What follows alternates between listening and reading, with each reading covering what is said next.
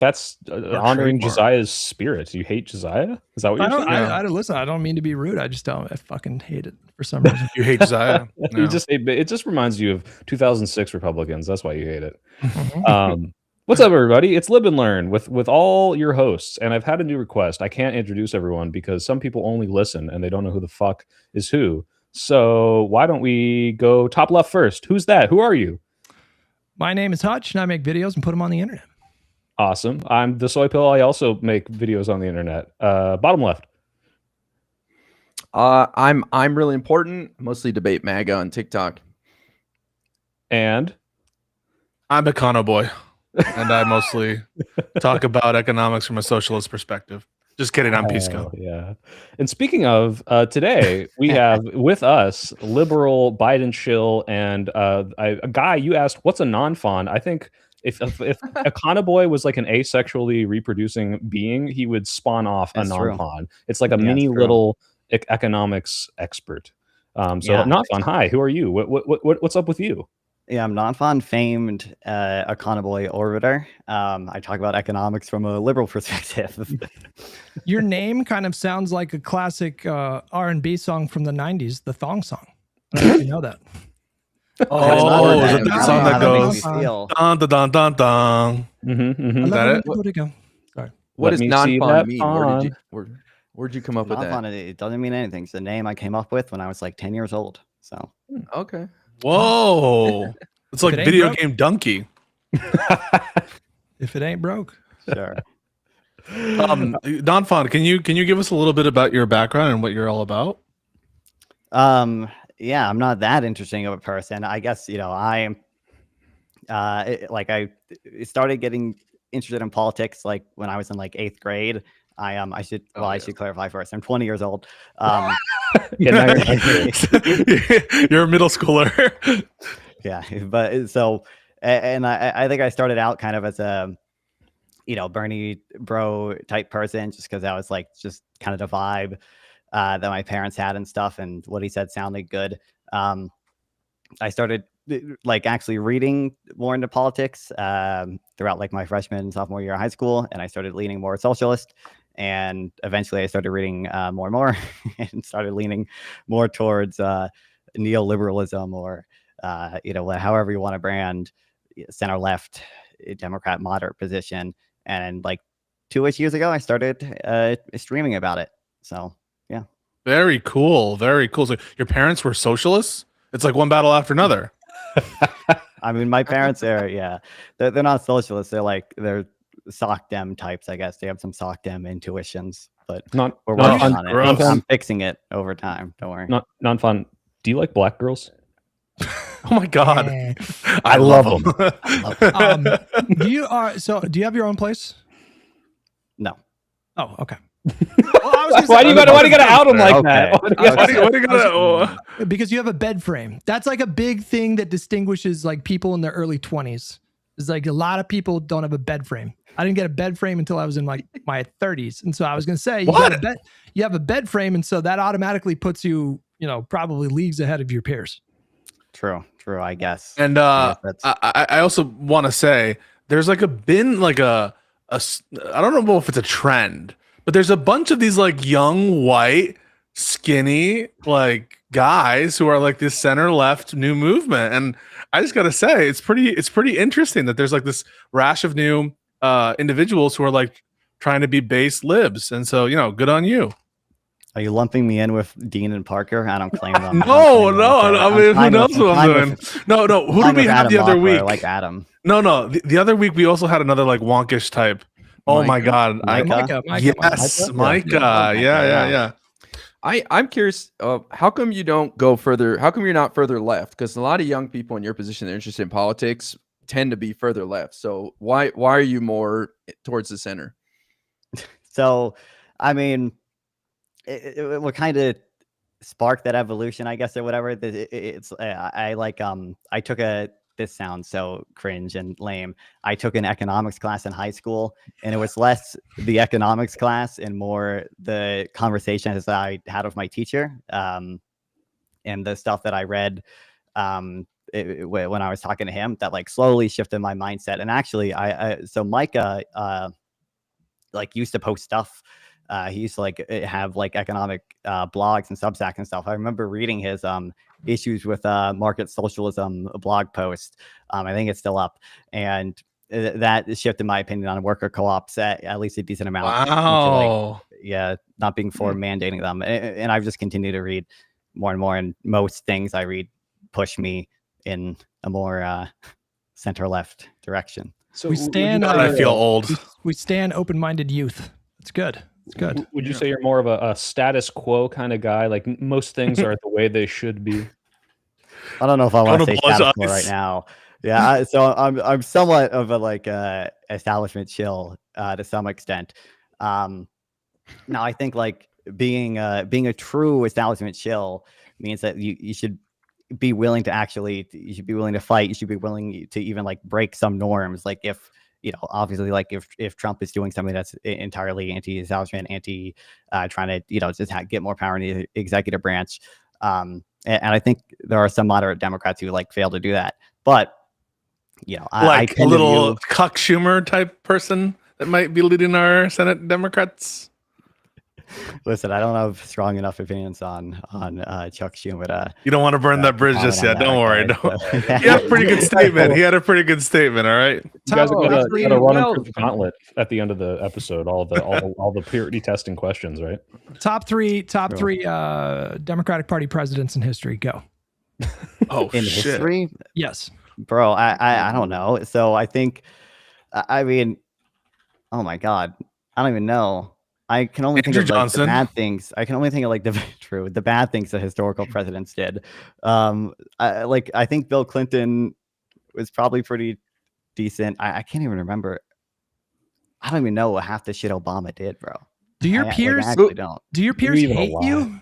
Do they hate you? Like you just said, Bill Clinton was one of the best presidents. I mean, I respect it. Yeah. I love it. I love this. You respect Bill Clinton as the best president, Nudge? I respect that he doesn't get. I mean, I'm just saying, non-fun doesn't give a fuck. He just Bill- said that Bill Clinton was one of the best Democratic Party presidents because 20 years old. Bill Clinton, the Epstein client? You even got a BJ in the White No, House, no. man. The financier. Financier client.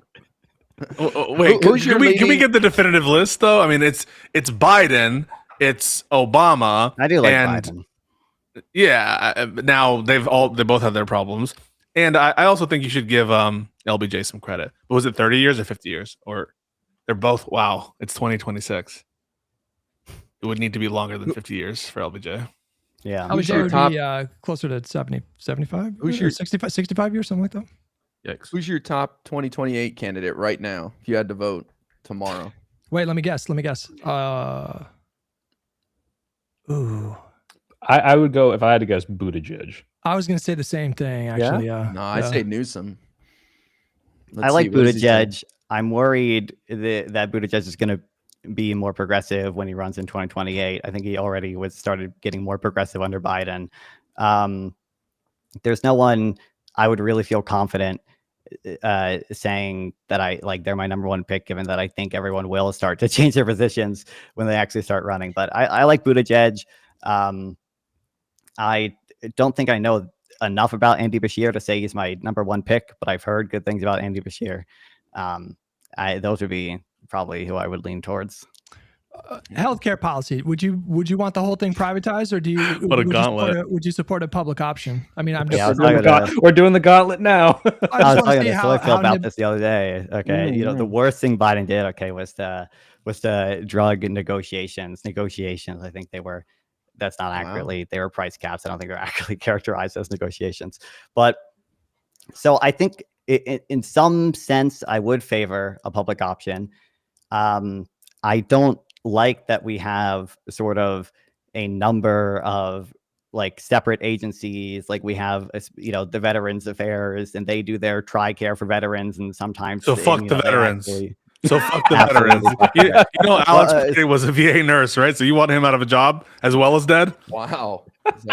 I'm saying so I think that we should probably have some type of public option that just kind of consolidates all the separate care that we have for people. And I think it would probably be good to contract it out essentially the same way we do like Medicare Advantage plans. I think that the evidence I've seen of that seems to suggest that like for the same price they tend to have better outcomes, or at least the same outcomes. And also, unironically, which countries to some mixed model? extent, I don't think I would go for any specific country's mixed model. No ideal we can strive to. So you're saying America's the best?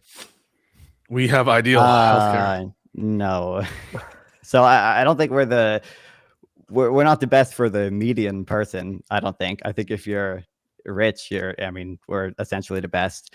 But I think I do think the sort of meme about other countries free riding on our pharmaceutical innovation and other medical innovation is somewhat true. What about Israel? What's their healthcare system like? Pisco. I don't know. What? I don't know. Actually. I know they have some type of public option. Chill out, Hassan. And speaking of shitting on healthcare and progressives, Hutch, is that where you scoped non-fun out, where you came onto my WIC panel and started talking about the base Democrats? Oh shit! I did listen to you guys talk. It was really brief. It was only like three minutes or something. Yeah, and I heard he's like, "Who is this guy? Who is this guy? This non-fun character?" Talking some shit about Hassan Feiger, bro. What'd you say, non-fun? I didn't say anything about Hassan. He was actually criticizing because I did that panel with Progressive Victory with some of the progressive candidates, and he's like, "Why are you supporting these people when they have silly policies like a $25 minimum wage?" Which I do think is silly, but I think they do a lot more good than they're doing harm. What would you disagree, Mr. Fawn? Well, right now, no. I wouldn't disagree. I think there's there's no Republican or like presidential nominee on the Republican side that I would ever like consider voting for, even like in state and local elections. I don't think there's anyone I would any Republican I would support. But I do think I don't think the cost of like if we were to truly do single payer healthcare, or if we were to truly go full scale with unions and labor market regulations and stuff, I don't think those would be like totally negligible. I think like that would have a substantial effect on our overall growth and on with pharmaceutical innovation, like just the number of future in improving it, right? And improving it. No, in making it worse. I gotta say, sorry. I'll go ahead. Please go. So focusing on labor regulations and regulation in general, you think will have a negative effect on medical innovation. Okay, right? That's correct. Well, I think the single payer healthcare is going to have a decently sized, at least, negative effect on medical innovation. I think that labor market regulations are more likely to have negative effects on overall growth. I don't think they would affect pharmaceutical innovation that much specifically. I gotta say, I love hearing a 20-year-old commit to straight ticket Democrat, blue no matter who. I love it. To me, guys, and I don't know if we want to start the conversation here, or if we want to start with the Minneapolis shooting, but to me, that's the only question that I think matters right now. If you're having a conversation with someone about politics and you're trying to decide like where you guys are at, and if you guys share the same quote unquote side, you ask them, are you committed to voting straight ticket Democrat for the foreseeable future? And if the answer is no, you can regard that person as political opposition. That's where I'm at with things right now. Have you guys seen the I love that Stalinistic thinking, and it's very good, Hutch. I mean, really, that's the only important question is the virtue signal. That's not the only important conversation. It's a commitment to trying to win, Pisco. No. I agree. You should ask the question at some point if it's an online person, but there are a lot of caveats there. There's interesting dialogues to have with people, even if they don't give those specific disclaimers. And IRI, for example, I think is a great person who has conversations with people who might not be willing to make that disclaimer and respects them, not as opposition, just based on what they're going to say, and have the conversation and don't just make it about the virtue signal. Well, let me revise what I had to like. If someone demonstrates themselves to be open-minded, that's a different conversation. But if someone is just principally just like, if they understand the stakes and they're still not committing, then you would agree that not supporting Democrats on ballots is akin to helping Republicans win, right? Yeah, I mean, yeah. So in practice, they're opposition then, right? I mean, I think in practice, they're doing effective opposition. Okay, that's what I mean. We got to start drawing these battle lines. We don't I need mean, I to think do you it. should. Do we have to do it now? We can No, wait no, till no. after the primary, right, Hutch? We don't need to have that. Let's get into Minneapolis. Let's talk about this. Let's all be on the same side here. We're not going to do We this fucking support ICE, right? yeah. Okay. Abolish ICE, right? Non-fun. Let's just get your thoughts. Like, talk about your reaction to, I guess, both shootings. What did you think of the protest movement this weekend? The administration's response. Where you think this is headed? Yeah, dive into it. Yeah, I mean, I don't know. I'm not going to say anything unexpected. I think both shootings were unjustified. It's less clear to me whether the Renee good shooting, whether that was there's no self-defense claim there, but it's certainly this second one. I don't think there's any self-defense claim there. I think this is obviously at the very least. It is because a lot of ICE members are untrained and Trump and the administration doesn't care. I think they're almost certainly is just a culture within ICE and within even the administration that they just don't have any regard for the well-being of immigrants. And there's some active hatred there that makes these things more likely. And there's probably some active hatred for the domestic terrorists that have been filming them as well. And that is what's leading to these confrontations. And I think I would support abolish ICE. You guys might be able to clarify this. I guess I wouldn't see, though. I'd be curious what you think, the big difference between just laying off most of the people who are hired under Trump and having a president that is not doing these type of raids. What the difference between that and actually abolishing ICE would be, because I don't see a big difference there. Well, we'll unpack these questions and Pisco, why don't you start us off with that, and then everybody else can give their thoughts. But I do want to give some breaking news. The Atlantic is reporting that Greg Bavino, that little Nazi fuck, has been removed from his role as Border Patrol Commander at Large and will return to his former job in El Centro, California, where he is expected to retire soon. So it seems like he got fired. And Secretary Noem and advisor Corey Lewandowski are at risk of losing their jobs as well. So there's a little bit of breaking news there. Pisco, thoughts? Go. Sacrificial lambs. No, but on the specific question of what's the difference? I think the difference is from the perspective of the legal distinction. Abolishing an agency, making it defunct, is very different than firing personnel within it by definition, right? Getting rid of the agency means it's not functioning anymore. There is no such thing as it. Firing people within it is merely sort of changing who's within the agency. And I think there's a good reason to abolish the entire agency at this point. I think that after this administration, they would have recruited heavily and specifically for people who are ideologically motivated for a given sort of position, which seems to be not respecting the rights of the American people, or indeed any of the people who they're attempting to detain or deport. I think that they've shown themselves to be a clear and present danger to the American people. And I think that we need a new agency or an old agency with a mandate that puts first as a priority respecting the rights and privileges of the American people. And so that's the difference, in my opinion. I'm not a fan of abolish ICE. I think it requires too much explaining, like defund the police. I understand that there's support for that now, but in the end, we want a federal agency that works with state and local officials to do targeted pinpoint raids on bad people. I think ICE is full of shit right now about what they're doing. I don't think they're going about it right, but I think there's just too much. We expect people to fill in the gaps and come up with, oh, but you mean you still want this to happen or not? I think it's just too easy for people to go, oh, so you want child rapists to be in communities that are undocumented? Got it. I don't know. I mean, I think I agree with the hesitancy because the defund the police slogan was so poison.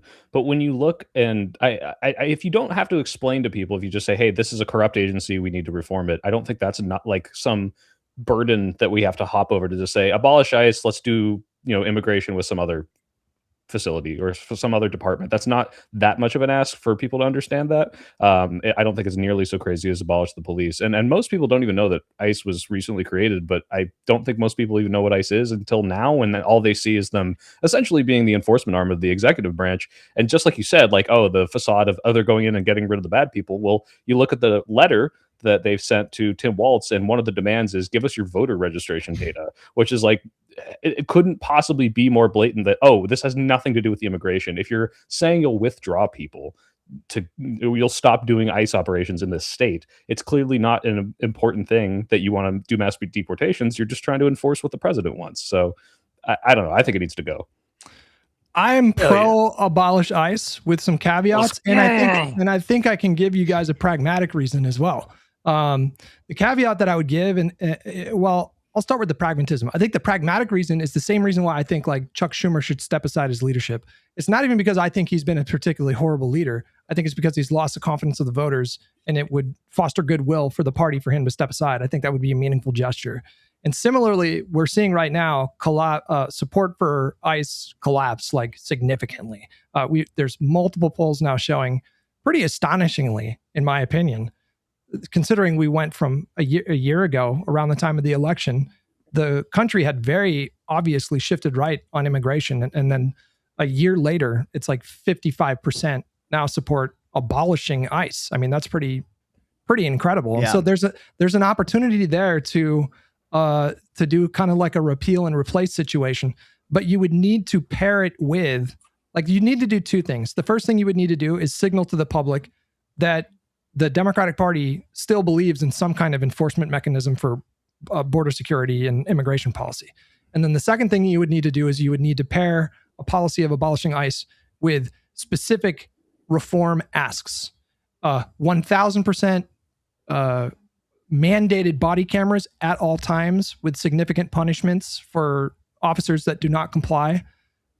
Way more training protocols, way more screening protocols to make sure that we're not hiring people who are prone to abuse power. You can propose, like, I'll leave it to the policy wonks. I'm sure there's like 10 other specific reforms that you could push. But as long as you do both of those things, then I think that there's a path that's forming right now to galvanize support for abolishing ICE. You just have to be smart about it. What about abolish Trump's ICE? Like, if you put the Trump qualifier on that, like, I like it. I mean, I kind of like that. Yeah. It doesn't hit the same. I'm just gonna say it doesn't hit the same. I don't know. I think we'll cover the whole spectrum of the worried about it IRIs to the like fucking get rid of all of these people and Nuremberg them. Abolish Trump's ICE. I think you guys can do that. You guys can do that. I'm gonna go grab my abolish ICE shirts. I do, however, think in terms of optics, this is the name of the act that I'm proposing. The Renee Good and Alex Preddy Justice Act. Ooh. And you do the kind of Lake and Riley act. Lake and Riley thing, yeah. That's so good. I'm not even kidding. That's so good. Just it hits. And you make the mandate. It's a dual mandate: internal immigration enforcement for the new agency and respect for constitutional rights. And that's the number one mandate, is respect for the rights of the American people. And that needs to be a new culture, a whole new culture. And anyone who's in government who's wearing ICE, that will make that a crime. Any kind of ICE shirt, any kind of paraphernalia, crime. Abolish ICE. I'm not sure how I agree with the last part. Yeah, wait, what? While on duty. Jeez. No First Amendment issue there.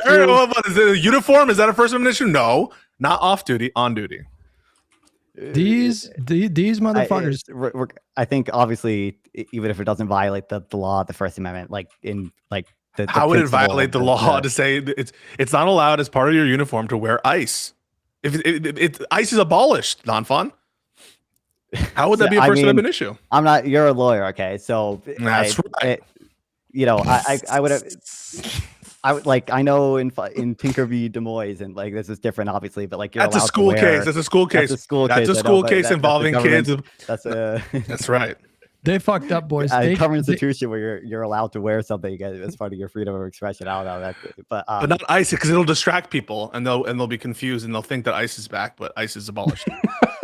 They killed a mom who literally had stuffed animals in her glove compartment, and then they killed a white Christian VA nurse, Second Amendment like enthusiast. They fucked this up. I mean, obviously killing people is wrong, but I'm just saying.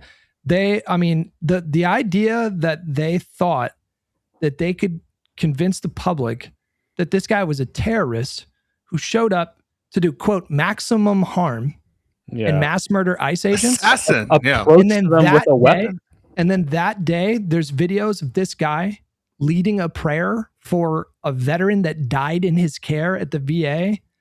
I would be shocked if Kristi Noem survived another month politically. Well, I mean, I actually want to ask about that. Do you think that this news about Bovino stepping down, is this because the optics are just so bad? And were they Yeah. not, if the polling weren't shifting against them, would they triple down and say, nope, fuck it, like we're doing great and ISIS Of did course. perfectly? Yeah. Yeah. of course, this is a They concession. feel they're vulnerable. They know that they totally lost the narrative on both of these, frankly. But this one was, in my opinion, much more egregious. He died protecting a woman. He died. That was his last instinct. He died That's protecting true. a woman, and his last words were very likely, "Are you okay?" I want to shout out. I and this is also not I have gonna- like totally apolitical friends, and this is anecdotal, obviously, but like the one thing that like gets them actually somewhat interested in politics is the ICE raids, is the ICE shootings, because those do go viral. Those are on Instagram Reels. That is the one thing that actually gets them motivated. Are these the conservative friends, or are these are No, these are like apolitical, like normies? Like, Got it. I want to shout out, and this is not going to help the rumors because I usually don't like this guy. Don't do Glenn it. Greenwald's recent video. I thought you were going on- to say someone else there, buddy. Oh boy. Okay. All right. You almost got me there. Glenn Greenwald's recent video on Alex Preddy. It didn't take a view on the legal justification angle, even though I think that's pretty clear from my perspective. People can have different opinions. I think it's pretty clear. It just took a look at the lies of the administration, like the objective lies that Hutch referenced. He's an assassin. The fact that they were both parodying each other, saying mass, what were they going to say, massacre or mass casualty event or maximum damage, maybe. And it is just unconscionable to think that they would be in charge of, for example, invoking the Insurrection Act, claiming all these wild and extravagant powers to conduct war wherever they want to with no oversight. Why would we, if they can't even be honest about things that are happening in front of our eyes that are debunked within seconds, how can we trust them with anything else? And at some point, I think the overreach is going to kick them in the ass, and maybe it's doing it right now.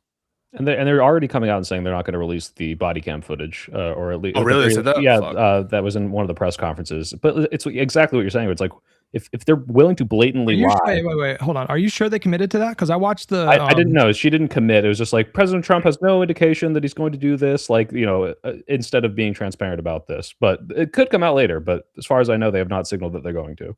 Okay. Yeah. But to bounce off that Pisco, the idea that like we literally can see in the footage that they're 180 lying the complete opposite of what reality is. Same with the Renee Good. They said she knocked him over, ran him over. This guy approached ICE agents with a weapon, like implication being like he's like pointing his gun at them. Like it's just blatant lies. So if they're going to do this, like how can we trust like anything at this point? I feel like I'm a QAnoner now, where it's just like, oh, the deep state, and like I can't trust anything in the government. It's kind of scary. Yeah, I believe all that shit, and I believe it. And I think the Epstein files is coming back, because this is going to add to this mistrust. It kind of reminds me a little bit, though I was not alive during this era, the post-Nixon era. There was this like kind of during the 70s boom of oversight laws. Think like the Foreign Corrupt Practices Act, the Church Committee, all this stuff. When the American people were just fed up with the deceits, the lies, the misdirection and doublespeak about Vietnam and Nixon and Watergate, all that stuff. I just feel like we need to have another moment like that. And that needs to include with it, not just like oversight, but structural reform. And a lot of that is the stuff that Josiah talks about. It's my number one issue is accountability, punishment, and structural reform. And I think everything, maybe some of the great policy prescriptions that some of you have or that non-fund wants to achieve is premised on doing that and implementing it to protect our system and actually have the changes that we want to see be implemented. I understand where you guys are coming from on this, but I think the public still wants the underlying mission of ICE. Obviously, they're going about it in a crazy way right now that the public doesn't support, with stopping people, racial profiling, stuff like that. But I mean, aren't you guys concerned at all that the Republicans are going to come out with ads in the midterms that say these child rapists are who the Democrats are protesting the arrest of? Not if you do it right. Not if you do it right. Again, like if you pair it with you pair it with tangible asks, and yeah, I mean that I think it's that simple. I mean, like if there's a way to telegraph a policy, or telegraph support for a policy, or run on a policy in a way that makes it very clear that the Democratic Party is obviously not saying that the federal government should have no mechanism to enforce our immigration policy. Yeah, there is a way to do that. And the public, you say that you're worried about the public, but the public's 55%. I mean, there's been a 30-point swing in favor of abolishing ICE. But I think they're pissed at the way ICE is going about things, not at ICE as a whole. Because ICE operated under Biden and nobody had any complaints. Yeah, but what's to stop us from doing the counter ads IRI, where we take these like sickening stills of all these people pointing guns at these victims who are not like threatening them in any way, and say ICE is corrupt, we need a new institution to like fix our border, right? Like that's all. I think that's going to play so much better than they want to protect pedophiles and rapists, like just based on what Hutch is saying, the polling. Like we make better attack ads. I think it goes in our favor. And focus on Americans' rights. Like, this is a police state. It's papers, please. They're wearing masks. Whatever immigration enforcement looks like, it can't look like this. And the institution that we have now has shown itself incapable of operating under the constraints of our constitutional system, and therefore it needs to go. And we need a new agency with a new mandate that puts respect for the constitutional rights, not just of people who are targeted by ICE, but of Americans who are innocent, exercising their liberties. And that's what's most important, right? Because you want to just like try to make this about Kilmar Beggar Garcia. That's one thing, right? And I think that matters. And we did see an opinion shift on that. But when it comes to American civil rights, you're gunning down a VA nurse who's trying to help a woman without any justification. We should be running on that still image of the guy with him with a gun aiming at his back for the rest of the midterms. I have no problem with it. Wait, let Guy respond. Why not? Why not reform ICE? Yeah, why not? That shows we actually want to do something. I'm just so worried that people are gonna be like, these fucking Democrats want child rapists who are in this country illegally to stay here. I just know how my fellow man works in this country. They're morons.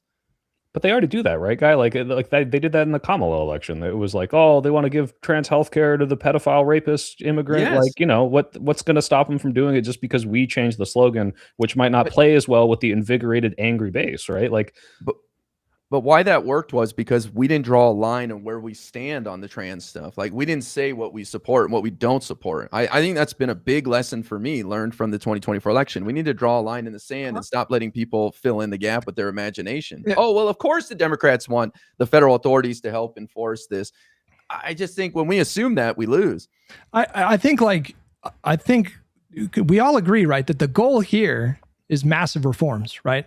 So whatever form that takes place, I'm frankly agnostic. I mean, I told you guys my position, but if this resulted in ICE remaining as an institution, but with a series of significant reforms codified through legislation, I'm happy. It doesn't really matter. It's just symbolic at that point.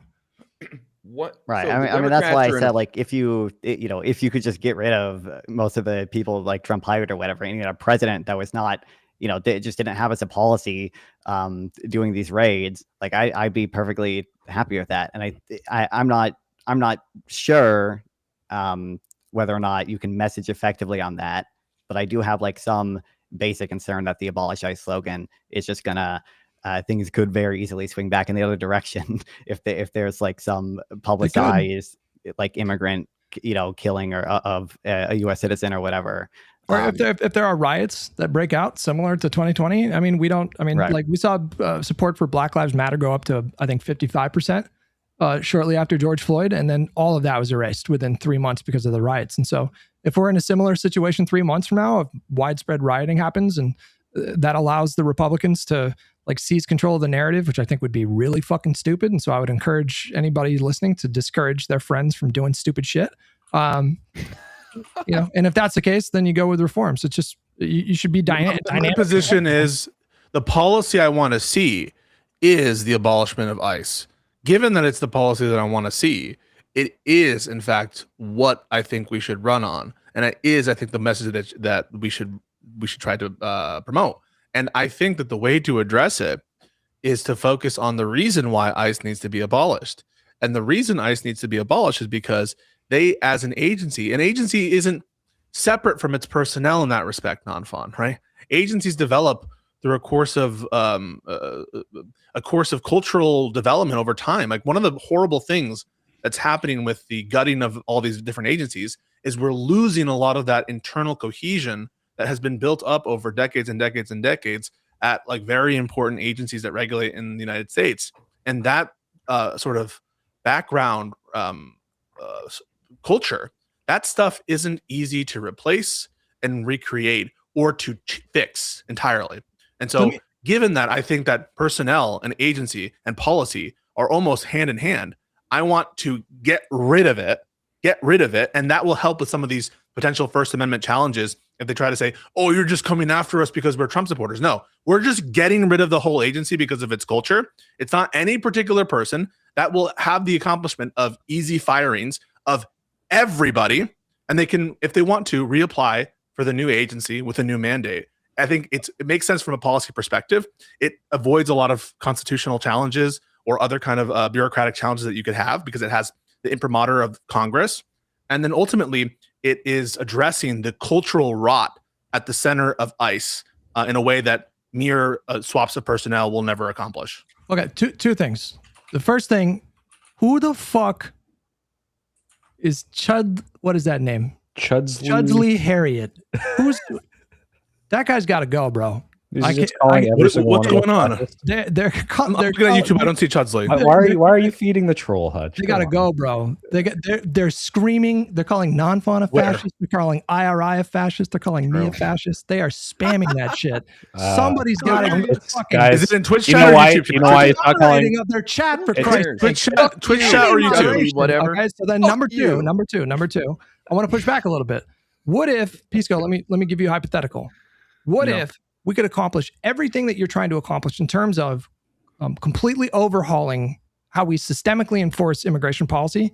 What if we could do all of that with a rebrand instead of, or with a massive reform policy instead of a completely new institution? And what if that pulled 25 points higher than abolish ICE? Would you be persuaded? You would prefer the... Oh, okay. All right. If you're saying if I accomplished all my goals and I knew that it pulled way better, did you think I was gonna say no? No. Are you not trying to see if I'm just like virtue signaling? No. I'm not. I swear to you, I'm not like trying to lead you into a gotcha. That was a genuine. Okay. I was genuinely curious because a lot of people that I spoke with in 2020, I had a conversation with somebody who, and I asked them this same hypothetical, but applied to Black Lives Matter or on defund the police. I said, what if you can get everything you want? Everything. What if you can convince lawmakers to pass legislation at the state level, at the federal level, and you can redirect funds from police departments to social services and do all that stuff by using a different slogan, and in doing so, you can guarantee that you get it. Would you do that? And the person said no. They said I shouldn't have to change the slogan. It's not up to me to like explain this to normies. And that was the most insane thing I ever heard in my life. So I just wanted to make sure you weren't in that insane. Camp. No, I appreciate it. I think so I don't see the Chud person. I just want to be clear. I don't see the Chud person in my YouTube chat. I just looked and I didn't see him in the Twitch chat. If we see him anywhere, we'll get him. We're gonna get the bad guys, all right? Yeah, I blocked him on Restream, but he still shows up. I can see this guy everywhere, and now he's on YouTube too. Look at bro, this guy is fully deranged. This guy. Get the help you need, Chudley, whatever the fuckly. I think not. He's on the official Live and Learn one. Don't worry, I'll get him. He's on the official Live and Learn one. I'll get him. I'll get him. He's not in mine. He's in the official Live and Learn. Okay, just heads up. We'll get him. Fuck him. He's probably a Josiah fan. That's where he came from. I think non-fawn is spitting here. We are one undocumented immigrant away from killing a white college girl from the public shifting to the other side on this. And then now we're sitting here rallying around abolish ICE. I think that could complicate things tremendously. Well, any concerns there? Can you come up with a better slogan in the next 10 seconds? Because I think reform does not roll off the tongue nearly so well as abolish, even though it's fewer syllables. Here's what I think. I don't think we need a slogan on it. I don't think we need to run on ICE. I think we are in a powerful position right now with the government shutdown to demand some serious changes, which I'm curious to hear your guys' thoughts. And by the way, I brought this up a couple weeks ago. We should shut down the government over demands for DHS, and it got a bit of a muted response. But I understand there's more now with this Alex guy, tragically. But we're on the verge of possibly getting body cams. We're on the verge of demasking these guys. We're on the verge of forcing them to not racially profile. So what if we get all those things in this shutdown fight? Do you guys still think abolish ICE is worth going with at that point? No, I don't. Like if we actually get those meaningful reforms then yeah, I think it makes more sense to just get those reforms, right? Yeah, I agree. If we can get the reforms and we don't have to risk, like you say, like I think it's not as big of a risk, but if it is, what about prosecute ICE? I like that better. I saw a tweet and I didn't laugh and I disavow, but it said grape ice, and that is something I wouldn't support. Oh wow, very brave, Pisco, that you don't support What? that as a political. I don't support it. Great. ICE, I'm letting you know. ICE, I you don't. just say ICE accountability. Boom. There you go. Simple, elegant. That's great. I like that.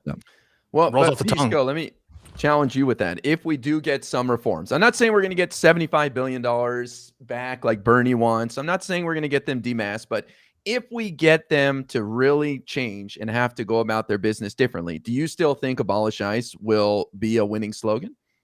If we are able to get reforms Mhm. in a different context, I'm not sure. I'm not sure the answer to that. I'm sorry. Well, I with the think reforms we're asking for now in the shutdown fight, I'm sure you've been seeing some of the stuff. they're talking about. Post-reform, will abolish ICE play as well? Probably not. Yes. Okay. Because I think we're about to see that. I really do. Because you're seeing people on the right, including lawmakers, starting to say, yo, this isn't right. We need to pump the brakes. You know, what are we doing here? And Trump firing that guy is a pretty big deal, too. Yeah, but the thing is, this is the problem, right? The problem is almost entailed by the mission. The mission of mass deportation was always going to entail rights deprivations like we're seeing. Because once you get the people who are easy to get, they're in the system, they're the ones who are showing up for a lot of their hearings, they're ones who are more visible in other ways, potentially, or they're showing up to places where ICE is known to go. Once you get those people, there's still millions of other potentially removable immigrants in the country. And in order to find them and to reach the numbers that they're all pushing for, they're going to need to do things like searches. That's why they're expanding. They're trying to expand searches to not even require a warrant when it comes to trespassing on the home. That's why they're just going up to people and asking, hey, are you a citizen? Just based on their accent or because they're brown, these Kavanaugh stops and stuff. And so I don't really believe that this administration will ever be able to sufficiently reform ICE in this context while still trying to do their policy agenda, which they haven't backed down 1 second, of quote unquote mass deportation. And so I don't really see it that like it's a good optics win for the Bovino stuff, but this is like throwing meat out. They don't give a shit about Bovino. They just want a sacrificial lamb. That's not going to fundamentally change how shit is happening. It's just a way to try to get the Jimmies unrustled.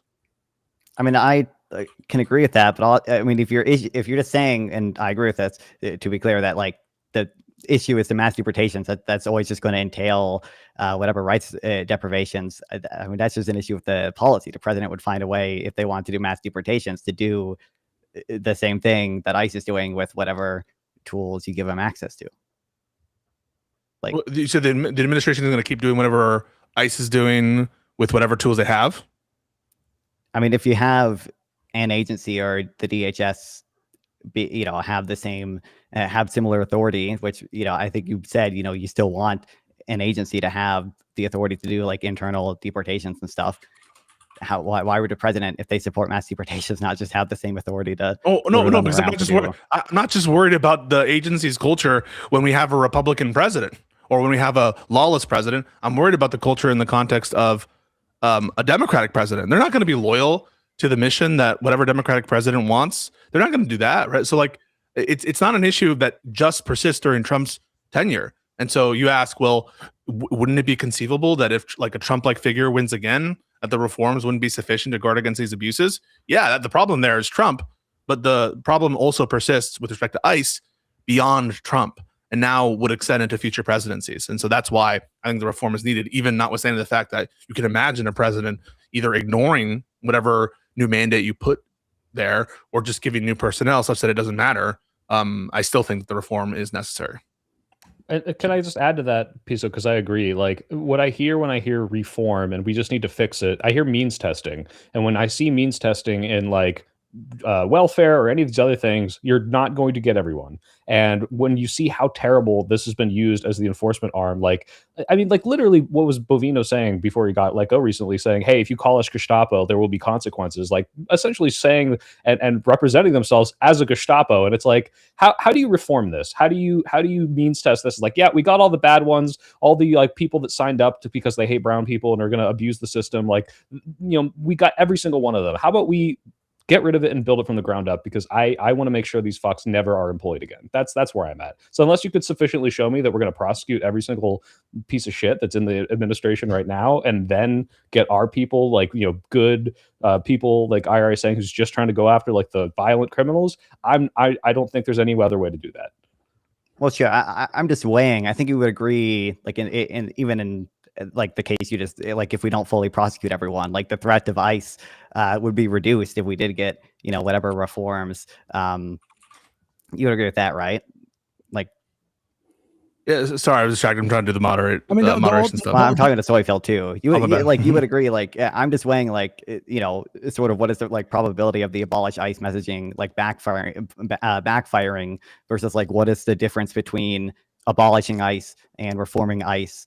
Is the difference in the amount of harm caused there sufficient to justify? Yeah, I think the world I see that your guys' concerns are played out is, like you said, if we get another Laken Riley incident and like a week before the election, it's like, you want to abolish the organization that would have saved her? Like, yeah, that could happen. But I mean, again, yeah, it depends, I guess, when the election happens. Because if the election was next week, I'd say, fuck it, abolish ICE. If it happens after, yeah, maybe you got to change your messaging a little bit. But I don't know how risky that is. It's hard to say. I wouldn't put it past the Trump administration to unleash 20 rapists undocumented that they have in their custody in a college town the week before the election, man. They're fucking nuts, these guys. It seems like the further they push things, the bigger the response that they provoke. Like, I don't know about you guys, but I was so fucking inspired to see 50,000 people in Minnesota marching in sub-zero temperatures. We had 30,000 people in Los Angeles, city of 3.8 million people, almost 3.9 million people. And we got 30,000 people. That's a city of 425,000 people, and 50,000 people were marching. And if the reports about Bovino are true, that potentially resulted in somebody got fired. And so, they're setting an example, I think, for the country right now. And I think it's important to remind people too that Republicans are vulnerable going into these midterms. Anybody that is in a Trump plus 11, 12 district or state, thank you for doing that, by the way. So I'm doing that until we can find a way to get rid of the fucking troll. Any Republican that's serving in a Trump plus 12 or lower district or state is vulnerable right now. So yes, I think we should pressure Democrats right now to hold the line and to pick a fight over this. I think this is worth another shutdown fight. But also, if you live in a district or a state where a Republican is representing you in the House or the Senate, fucking call them, leave a voicemail. You can demonstrate in front of their offices. They are susceptible to pressure in a moment like these. All of these people care about their political futures, and all of them know that they're in deep shit right now. So like, it's not just the Democrats that can be pressured in this moment. Like, we can actually potentially extract concessions here. Hold on, Hutch. I gotta give you some grief. Are you willing to go 6 months, a year? Shut down on this? No. We already talked about this. We can retread that same ground. But like, but that's happening. No, it's so funny. We had there was someone who was a big Hutch supporter in my community, and I love my Hutch supporters, and I love my Hutch supporters. And he was like, he was like from Germany, so he's like, I actually agree with Hutch a lot about what's happening, and he's like, we shouldn't do any kind of shutdown fight based on ICE. That was kind of his position. I don't know if that's your position. But the minute Chuck, I know, yeah, okay, but that was just his position. The minute Chuck Schumer came out and said, we're not going to support this, he changed his mind in the Discord. And I'm just like, are you guys just motherfucking following whatever Chuck says to do, bro? And I'm like, why? Wait. Didn't Chuck come out in favor of a shutdown? Yes. He did. No. I'm just saying, I'm saying that there's like a contingent of people. I don't know why. I'm not saying that you're necessarily that. I'm not lumping you in that sense, but I'm warning you that they exist, who I think take this kind of like Schumer maximalist position, which is what like Schumer is this master chess player, and what he decides is clearly what's in the best interest of the American people. And that's what I don't understand sometimes is how much deference is paid to Schumer among some Democrats. Do you agree Schumer's doing well right now in this moment? I think it's the right statement to make. Yes. Oh my goodness. I thought the statement was good. Right. I call balls and strikes. I'm fair and balanced. I always have been. Wait, guys, that's really a great quick statement. update from Josiah. It looks like maybe Bovino's not gone. Have we backtrack on this? This is a classic Trump flip-flop. That looks like some random administration person versus reporting from what was this is Trisha McLaughlin. This is Trisha McLaughlin. She's the fucking spokesperson. DHS. She's like yes. Yeah, I don't know. I would trust reporting over her to be. This has happened before. I mean, we've had administration officials come out and deny public reporting on something and then ended up being true. So okay. Well, it's also she's playing games there. She's like, he's not relieved of his duties. Nobody's claiming he's relieved of his duties. He might have lost this part of it, but that's it. It's like he's being sidelined with an idea to like eventually retire soon or something. Yeah. Yeah, it's like sending a party member to fucking Siberia and Soviet Russia. Right. There's still. It's remember in Game of Thrones where Tyrion sends Janis Slynt to the wall, and not exactly like that, but you can start to think it's a parody. Listen, it's all word game. It's all whatever. It's meaningless no matter what. Who cares if Bovino is at the head or not? The problem is Trump. The problem is Trump and Noam and the principles there. That's what and the policy. Well, so no one should I agree with that. I'm saying it's a good optics thing for us to be like, wow, you guys are losers. Even I'm doing this, like the L against these like loser MAGA people who are like, oh my God, not Bovino. But I think it shouldn't end there. Don't rest on your laurels. Yeah. Don't rest on your laurels. It's just the beginning. But I think it's a good sign of what's to come. Also, Trump was praising Tim Walz today. That's a totally different tune. He talked to him on the phone and said, we're on the same wavelength now. That's a huge difference. What did Tim Walz possibly say? Like what trophy did he give him? What like praise could he have said to make Trump completely flop on?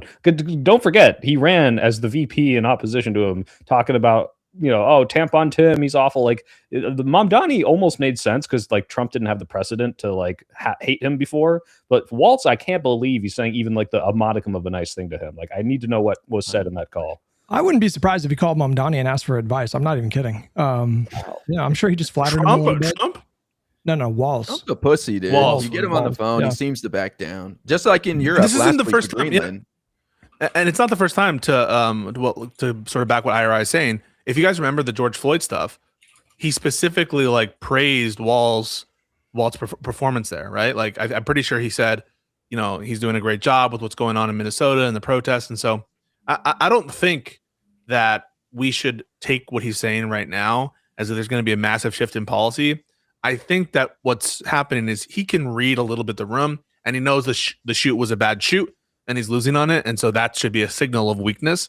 And everyone should smell blood in the water and take advantage of it. Ryan Getty. Where's Ryan Getty? He's in somebody's chat. He's in my chat. Why? I watched your recent video on Gavin Newsom, bro. That was good, man. He makes good videos, man. Everybody should subscribe to Ryan. It's good. Check it out. I was going to say, you said like, he sees the blood in the water, reads the writing on the wall. I can't believe Tim Pool came out and said, this is a bad shoot. Although now he's reposting videos of like AI upscaled, images that make it look like the guy might have a gun in his hand so that it's justified. But for a brief second there, Tim Pool couldn't grift hard enough to say, hey, this is okay. It was a fucky statement though. Soy. I agree that it was like maybe surprising that he would say it, but it was couched in like ambiguity and not 100%. It's like, sure. I mean, he's still doing the fence. He said like Trump's not going to win this one. Like as though this were. Did we lose IRI? Oh shit. He said, "Fuck Pisco, I'm out."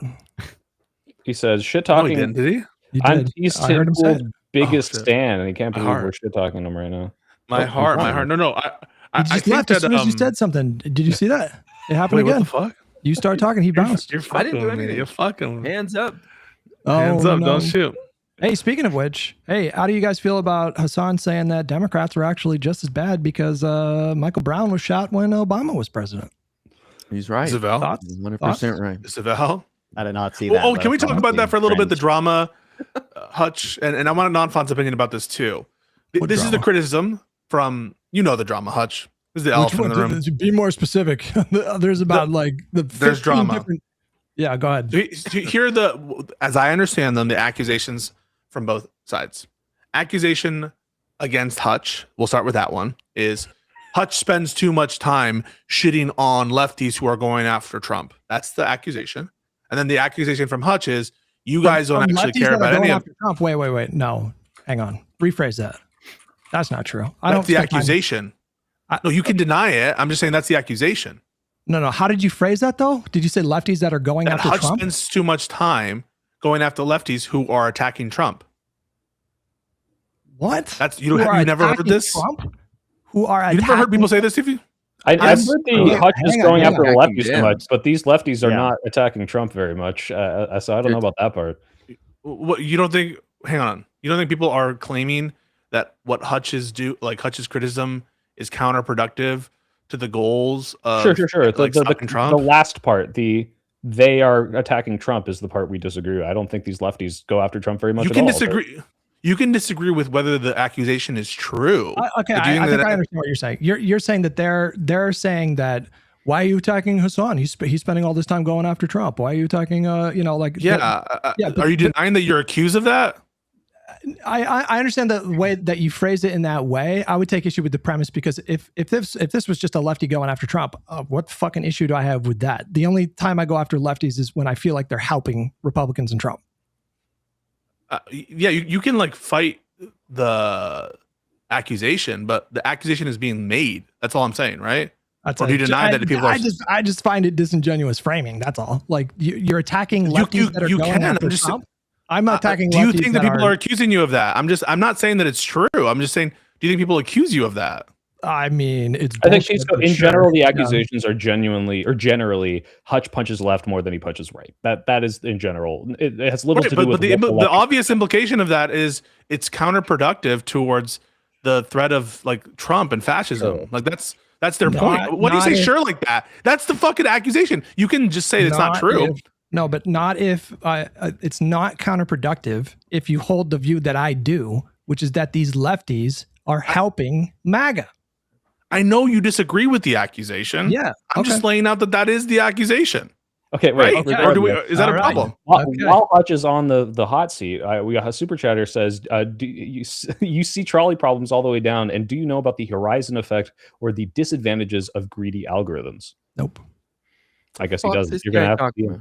I know what a greedy algorithm is in terms of software engineering. It's like a way to. It's hard to explain. It doesn't matter. The point is, maybe this has something to do with often Hutch, you will put everything into a dichotomy. It's we either do this or this, and one is utilitarianly better. And maybe there's some disadvantage to doing this all the way down. But maybe he can elucidate in a different chat. Yeah. All right, that's the accusation against you.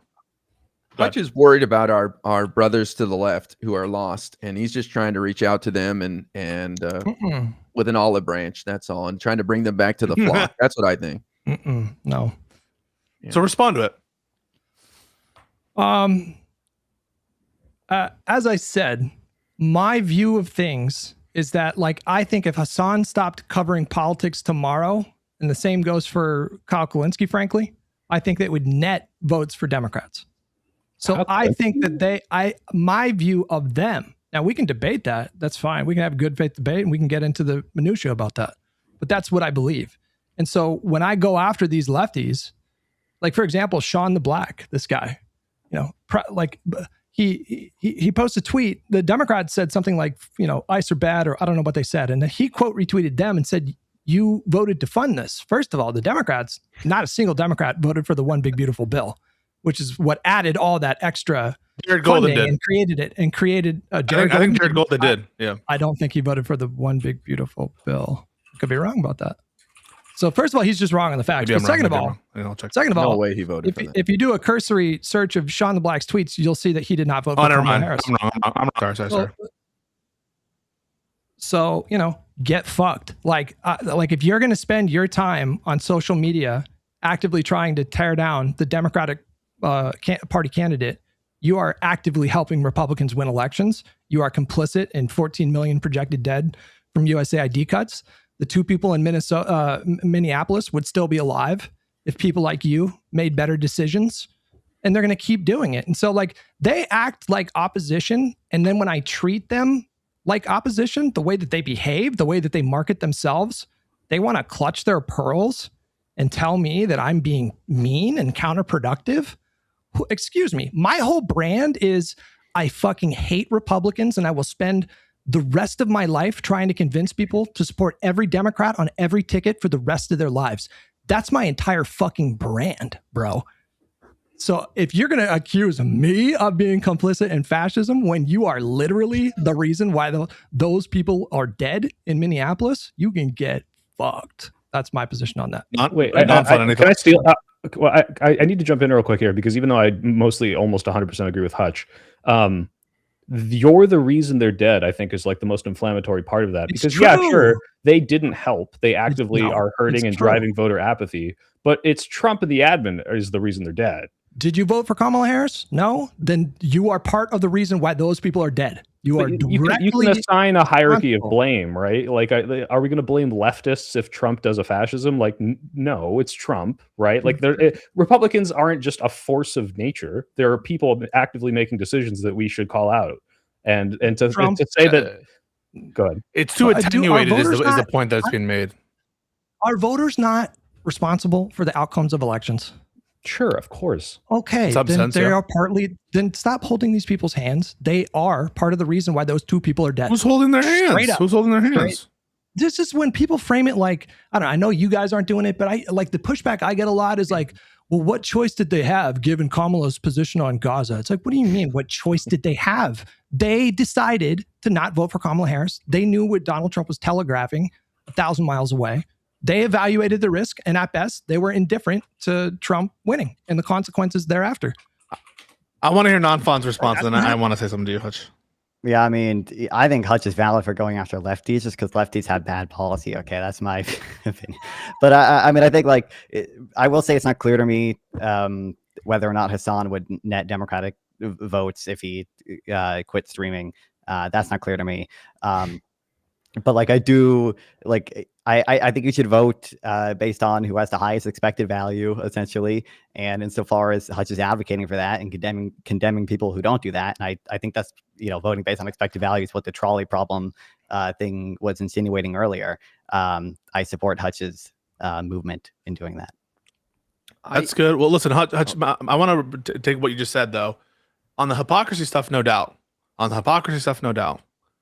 But aren't you analyzing two different actions, which is your action justified in virtue of what the political conditions are, and is their vote justified?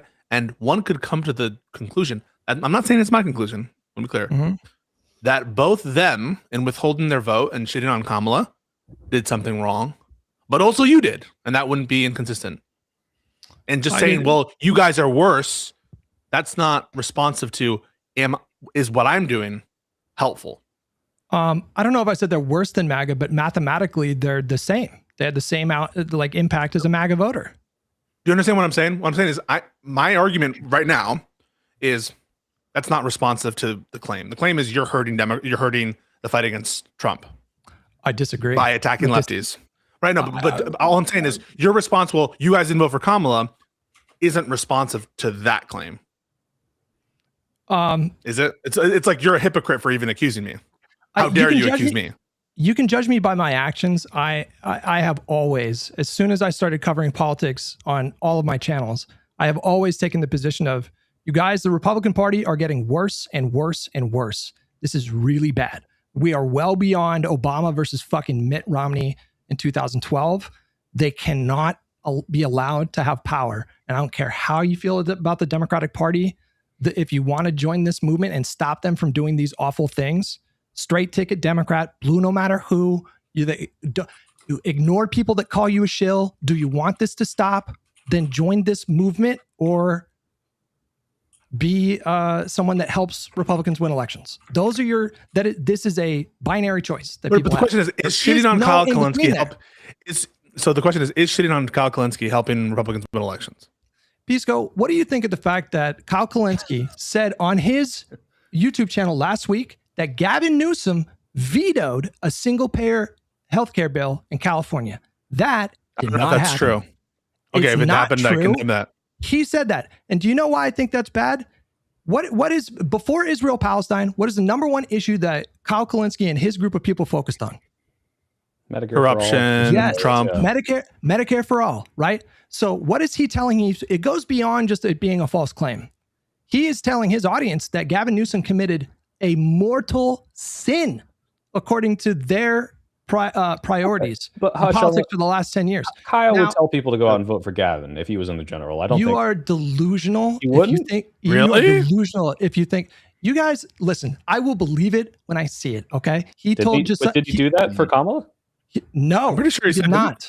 I don't. No, I don't. I do not believe that he endorsed Kamala Harris. Absolutely, he endorsed Jill Stein. You guys. No, that was previous year. That was previous. No, That was in previous May, year. In May of 2024, he endorsed Jill Stein. My friend. Really? He was up, Yes. he was on for Really? Marianne too, right? Yes, He and loved they were hyping Marianne. up Marianne Williamson. He says that he's In the changing his primary, or tune. in the primary, or in the in the general, bro. In the What general. primary. In the general, he said he endorsed, he had her on his program and endorsed Jill Stein. That's what he did after 4 years of Donald Trump. So I'm sorry. He says he'd support Joe Manchin if he was the nominee in 2028. I will fucking believe it when I see it because I am not taking him at his word. I don't know why anybody. I'm seeing would some trust- evidence he didn't. Okay, but if he does, so you think it's possible he won't endorse the Democratic nominee if it's Gavin Newsom, right? Absolutely. It's in his- He will- Yeah, it's in his DNA to attack the Democratic establishment candidate. Someone like Gavin's going to be piss him off. But listen, I applaud Hutch for trying to help our brethren to the left who are far gone. But 90% of them end up voting for Democrats, so I'm not even worried about it. But I think Hutch does it because he enjoys it, fighting with them. No. Maybe I'm think- wrong. I don't know. But Hey, but there's I- almost I- 100 I- million people, almost 100 million that didn't IRI vote. is correct. IRI is correct. I focus my attacks on people with platforms, with people in positions of influence. It's true I'd argue with random people on Twitter, but in terms of like what I prioritize, if you have a platform and you're using that platform to obfuscate, speaking of which, Pisco, the Vanguard boys, they said some very questionable shit in your conversation. They're a part of this as well. They're a part of this as well. They said that they said that Josh Shapiro covered up a murder, bro. You understand that we're gonna talk about that. I know they said that. But We're going to talk about it. We're scheduling a conversation. All it takes to debunk that fucking lunacy is like a cursory Google search, bro. No, These people are but lazy, Hutch, destructive arsonists. Hutch. Okay. So the question is, by you spending your time attacking Kyle Kulinski, attacking Crystal Ball, and attacking the Vanguard, do you think that is maximizing your ability to stop fascism? That's the question. Yep, I do. The answer is yes, because you think by attacking Kyle Kulinski, it's going to do what? In virtue of what? I want to peel as many people away from that lunacy as I possibly can. That will net us votes and that will increase. You can have your people like Brian Tyler Cohen and Josiah that focus 100% of their attacks on Republicans. That's fine. What is wrong with me? Like the fact that you take issue with me calling them out and not the fact that Kyle Kulinski is telling, how many fucking views does that video have? 250,000 views. And he's telling his audience that Gavin Newsom vetoed single payer in California. It's Here's just the not difference. true. Here's the difference. Destructive. Here's the That is difference. destructive. Here's the difference. I think on net, Kyle Kulinski is a benefit to our effort to stop Trump. Whether or not a particular video I would think is bad doesn't really bear on that. I don't agree with you. No, Wait, I let don't. Guy in. Guy's been rolled over a couple times. I know. I mean, I agree. I think Kyle will come through in the end, but I don't have a problem with what Hutch does at all. I would never engage with the leftists. To me, it's more about like their lives suck, and so they're looking for something to blame, a boogeyman like capitalism or whatever, the establishment. So you're not going to get through to them unless you just put some change in their pocket and give them something to look forward to.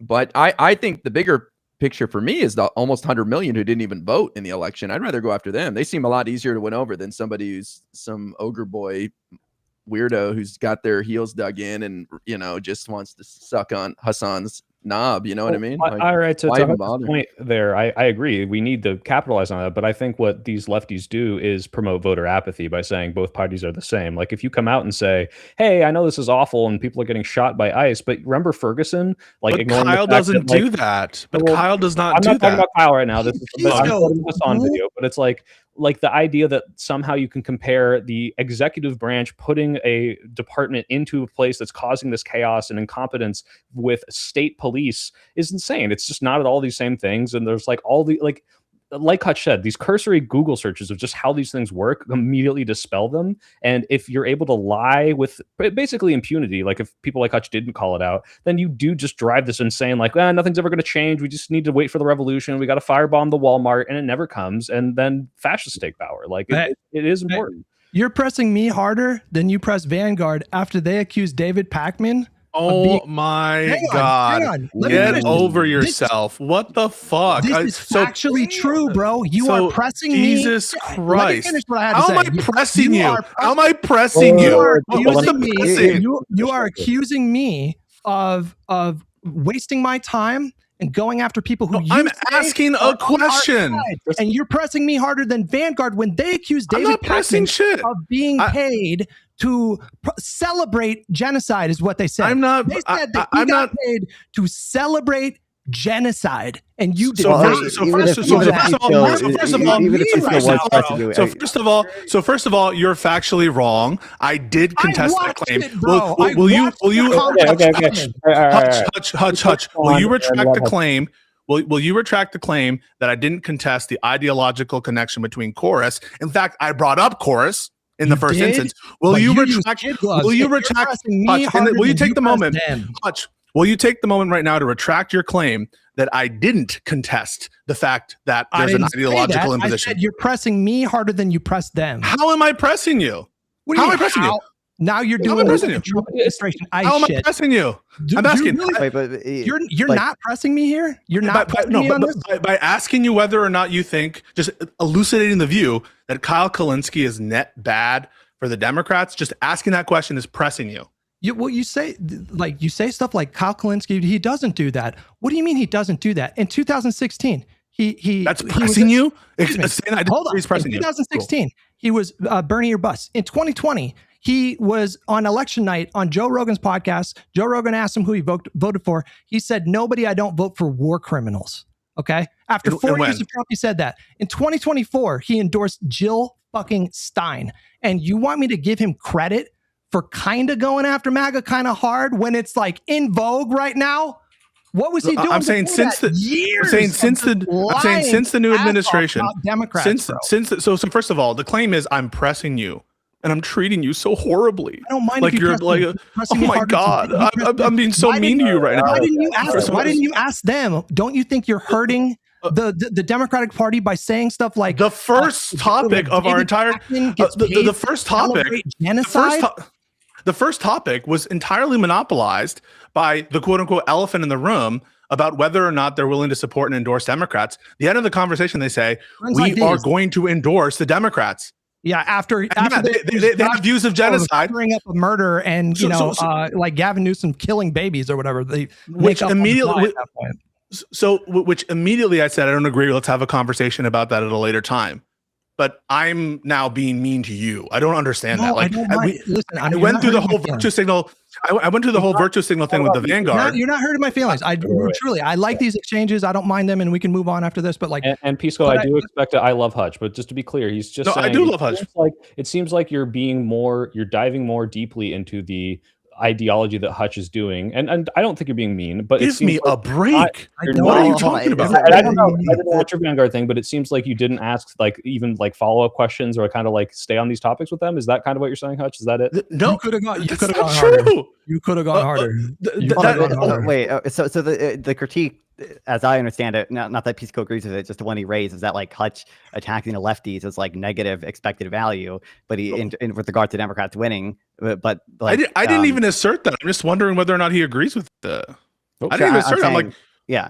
I'm like, this is so we're having a. I don't think he crashed out. Okay, cool. No, he didn't. It did that to IRI. Yeah, something's happening. Yeah. I was just there was a topic that was going to be introduced about lefties and about Hassan, and I'm like, this is the accusation. I want to hear what you have to respond. And then Hutch said, I actually think it would be better off for Democrats if these people weren't like influenced in stuff. That's something I disagree with, and I'm just disagreeing with it as IRI is, and I just don't think that is like pressing Hutch in a way that I like didn't press Vanguard. I just think I'm just like I don't agree, and I certainly said I don't agree with the Vanguard with stuff they said.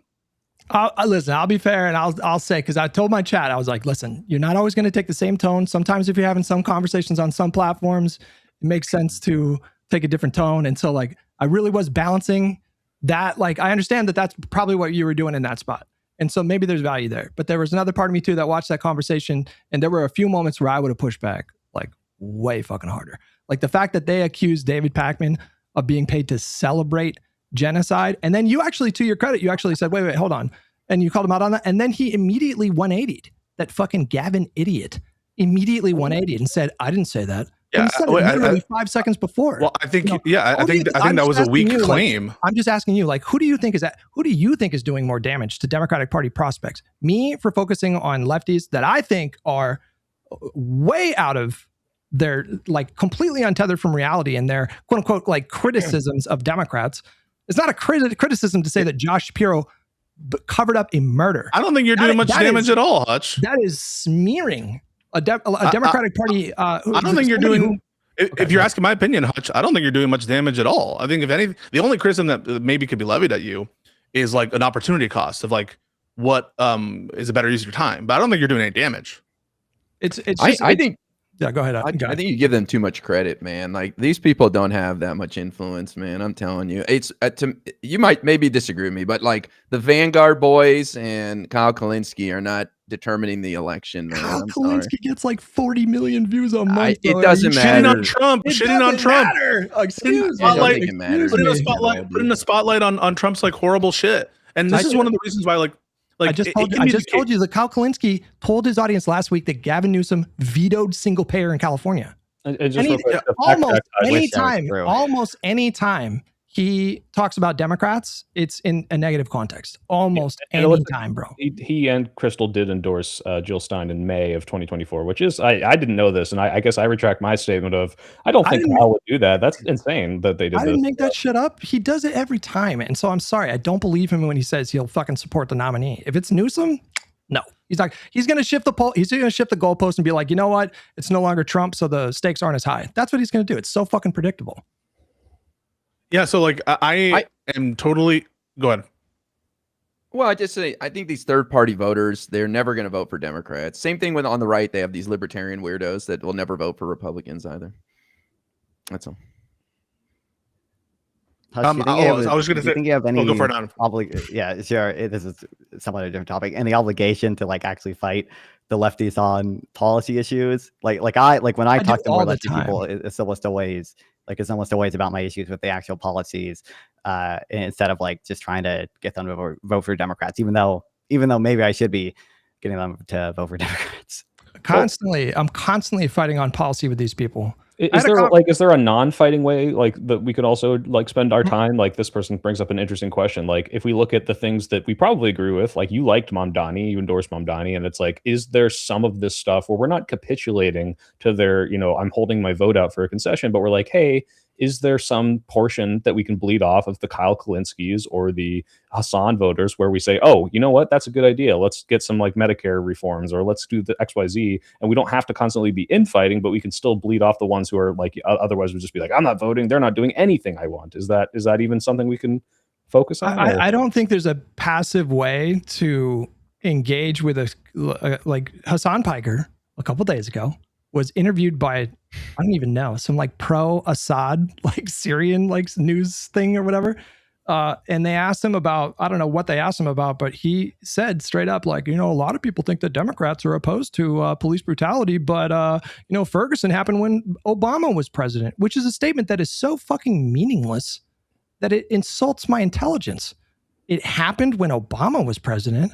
What the fuck does that have to do with Barack Obama? That was an issue of the local police department. And do you know what the Obama administration did? Eric Holder and the DOJ at the time investigated the Ferguson Police Department, and they forced a consent decree enforced by a judge to implement reforms at that police department. And do you know what the Trump administration did when they murdered 2 people in Minneapolis? They said the people were fucking terrorists and ICE agents. You have immunity. Go nuts. And Hassan's out here saying, like, a lot of people think Democrats are different on ICE. No, wait, Hutch, I agree with this criticism 100%. Didn't I bring that up in the Vanguard conversation? I'm pretty sure I brought that up. I didn't get through the whole thing. I didn't get through the whole thing. I think it was near the beginning. One of the first things I brought up was the fact that he was doing this false equivalence bullshit with one of this interview shit. I was like, I get it. No, that's fucking stupid. It's wrong. And the false equivalence bullshit is pathetic. I just would distinguish someone like that from Kyle Kalinske. I think Kyle Kalinske and Vanguard, they don't do the false equivalence shit. And it's not just me who says that. Like, if my opinion doesn't mean anything, Josiah also says that. Do you think Josiah is wrong about that? Yeah, I think you're both wrong. 100%. Wait, Pisco. I mean, just addressing the fact we just showed the tweet where he's endorsing the Green Party in the year where I know yes, I agree. That they had not a false equivalency. If you're unwilling to endorse 100, no, the third party bullshit, and that's, by the way, this is to the credit of the Vanguard over Kyle Kalinske and Crystal Ball in that moment, that they have always been against the third party grift, have always thought it's stupid, et cetera, et cetera. That's not true, by the way. Why are you rolling your eyes? It's not true. That's not true. So show me when did the Vanguard endorse the third party? Look it up. There's a conversation that they had with Vosh, and Vosh had to walk them like babies through the logic of not voting for third party. It was early 2024. Vosh was the one that convinced them to stop fucking entertaining. In 2024, they were shitting on the people who were organizing the third party stuff. I saw them do it. All right. I mean, they shifted. I'm just saying, but they were not always opposed to third party shit. That's just not true. I have seen them call out the third party bullshit. But you can go look at it. But I want to go back to my question because I truly want to know if this is even viable and if this is something that like Hutch or any of us could spend more of our time on. Because as much as I am all for calling people out, like doing this, I agree with your criticism 100%. Is there not, like, IRI has this mentality, I like it, where it's just like, we're coalescing the Democrat period, the left period against the forces of evil. I don't give a fuck. We're doing whatever we can to win. And I respect that to a degree. Is there not a way to capitalize and almost undermine the message that the parties are the same by stealing some of the best ideas from the left-wing politicians who are winning? Don't you think that people don't you think that different Why don't you answer the question? Hang on. Don't you think that different people can wear different hats? No, sure. I'm just saying, can't we do both? Like, we could wear two hats. We can. I have several hats to wear. Okay, if that's the case, then you should criticize. You should criticize David Pakman or mostly David Pakman and Josiah and Brian Tyler Cohen, who focus 100% on Trump stuff. They're wearing that hat. I don't think there's anything wrong with that. That connects with their audience. They're good at that. They like diving into those things. That's their strength. Go for it. Well, the past the pundit phrase, just the Democratic Party. Is there ways that we can undermine this movement without criticizing? Like, of course, I think people were like, yeah, if you go and disavow Hassan at the DNC, like that'll really get more voters. What about taking some of the best parts of what Mamdani did and integrating that into the left-wing party and saying, hey, people, Mamdani is nothing like these fucking idiots. Mamdani is actually smart. Mamdani is actually smart. He's actually a smart guy. That's why he doesn't do this stupid shit. Right. That's why I like Mamdani, because he's a Democrat. He's a proud Democrat. You tell me, how do I civilly engage with someone who accuses Josh Shapiro of covering up a murder? What's the nice way of engaging and patronize them? Do you civilly engage? Do you civilly engage with counterpoints? I rarely talk to counterpoints. I don't know the last time I talked to him. Would you? So you don't civilly engage with people who say absurd shit sometimes? No, I don't. Generally, I don't understand this. Like, fucking purity testing. It reminds me of lefty shit.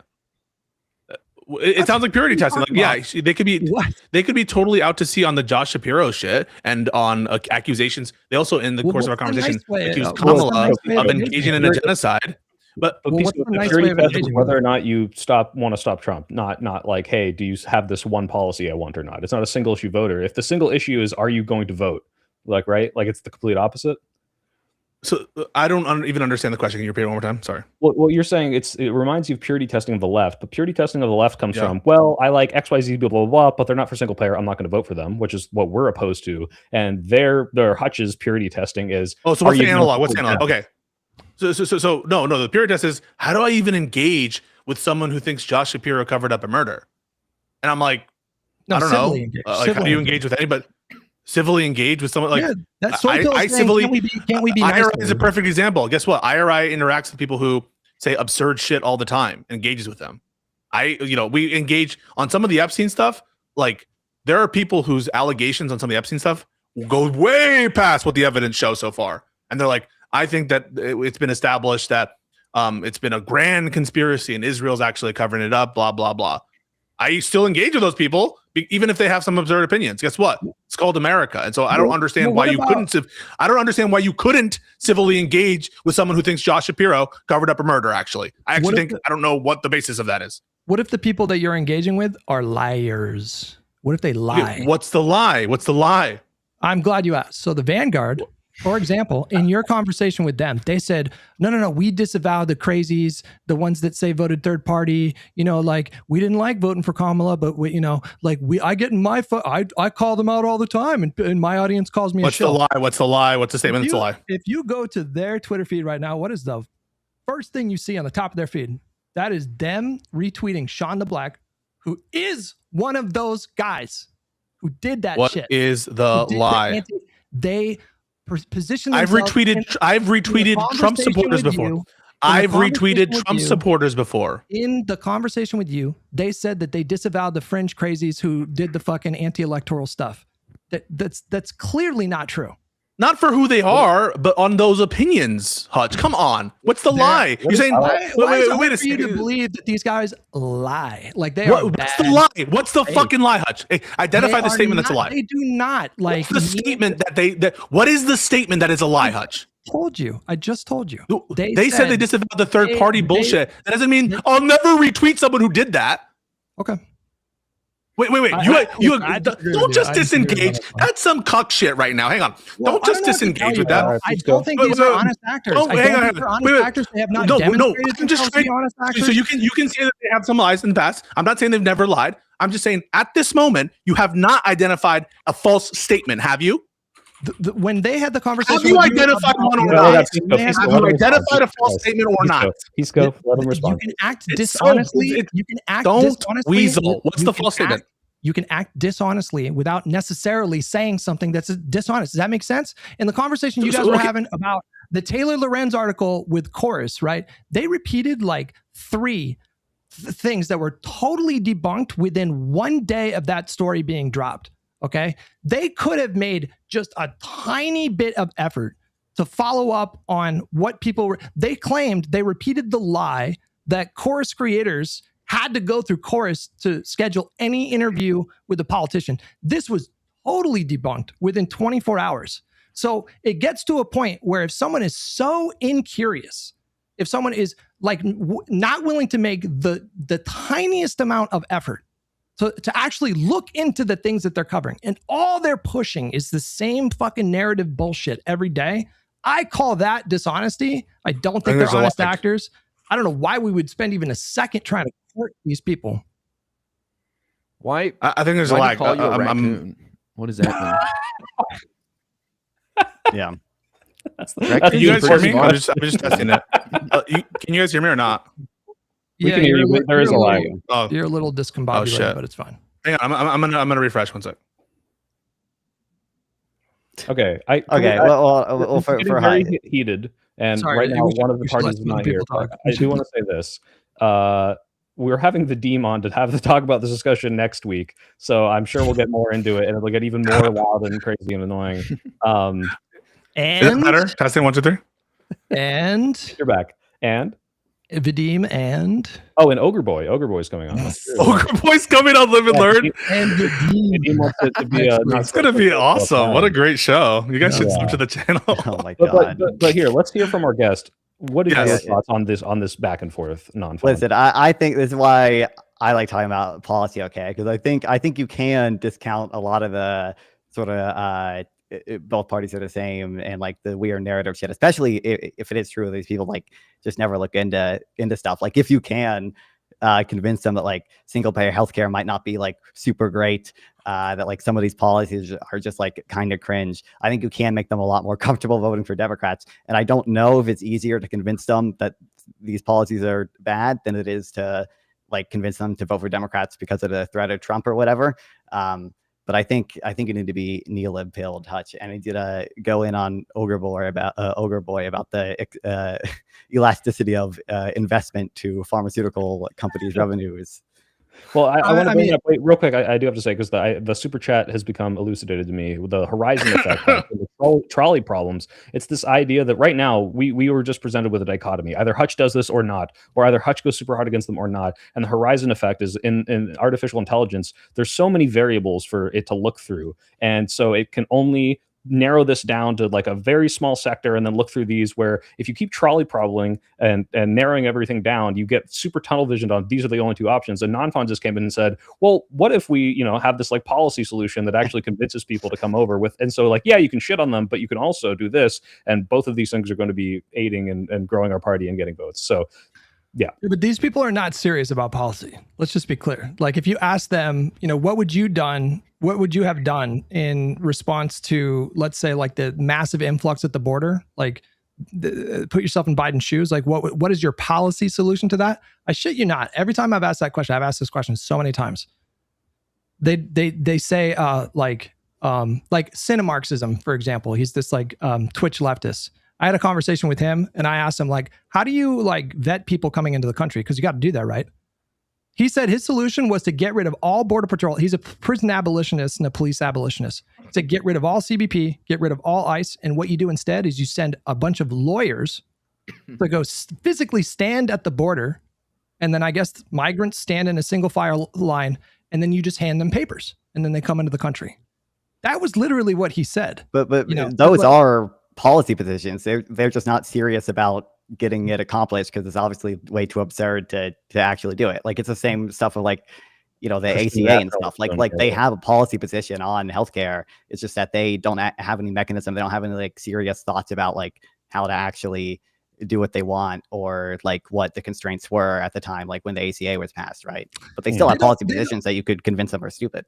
They don't. Maybe. I don't think you can convince them that it's stupid, but like they don't. But you think you can convince them to vote for Democrats? Like, significantly easier? No. I my whole thing is like, I just try to like be aggressive as possible with these people and make them look silly. That's like kind of what my whole thing is all about. Like, that's how I. And that will peel them off to vote for Democrats where they otherwise wouldn't.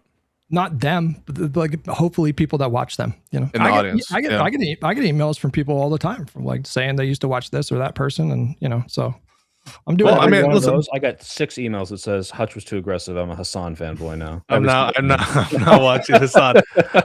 What I'm not sure about is the prescription, because I'll give you an example. I had a conversation the other day with Richard Hanania, and Hanania voted for Trump, and he was saying like crazy shit like, oh, don't worry about it, like fucking RFK won't have any position of any authority, and I wouldn't vote for him if they made him HHS secretary. I remember sitting in that election day stream, and he's like, yeah, there's no reason to think RFK will have he'll be sidelined and marginalized and that kind of thing. But that said, I had him on, and we spent all the time like assessing Trump shit and talking about like abuses of Trump, internet like interventions, and hashing that out. What is your prescription with respect to the conclusions you're drawing, Hutch? It's not that we don't interact with these people, but is it that we don't have polite conversations with them?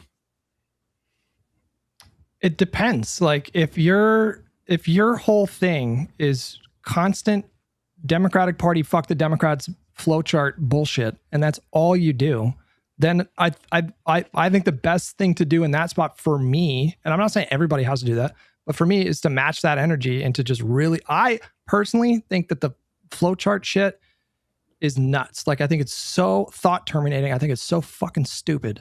And so I don't really make an effort to like hide my contempt when people demonstrate that kind of logic. And if you find that in your experience that you attract more bees with honey and that works for you, great. But I think that kind of rhetoric has just become so commonplace in online lefty populist brain rot spaces for so long.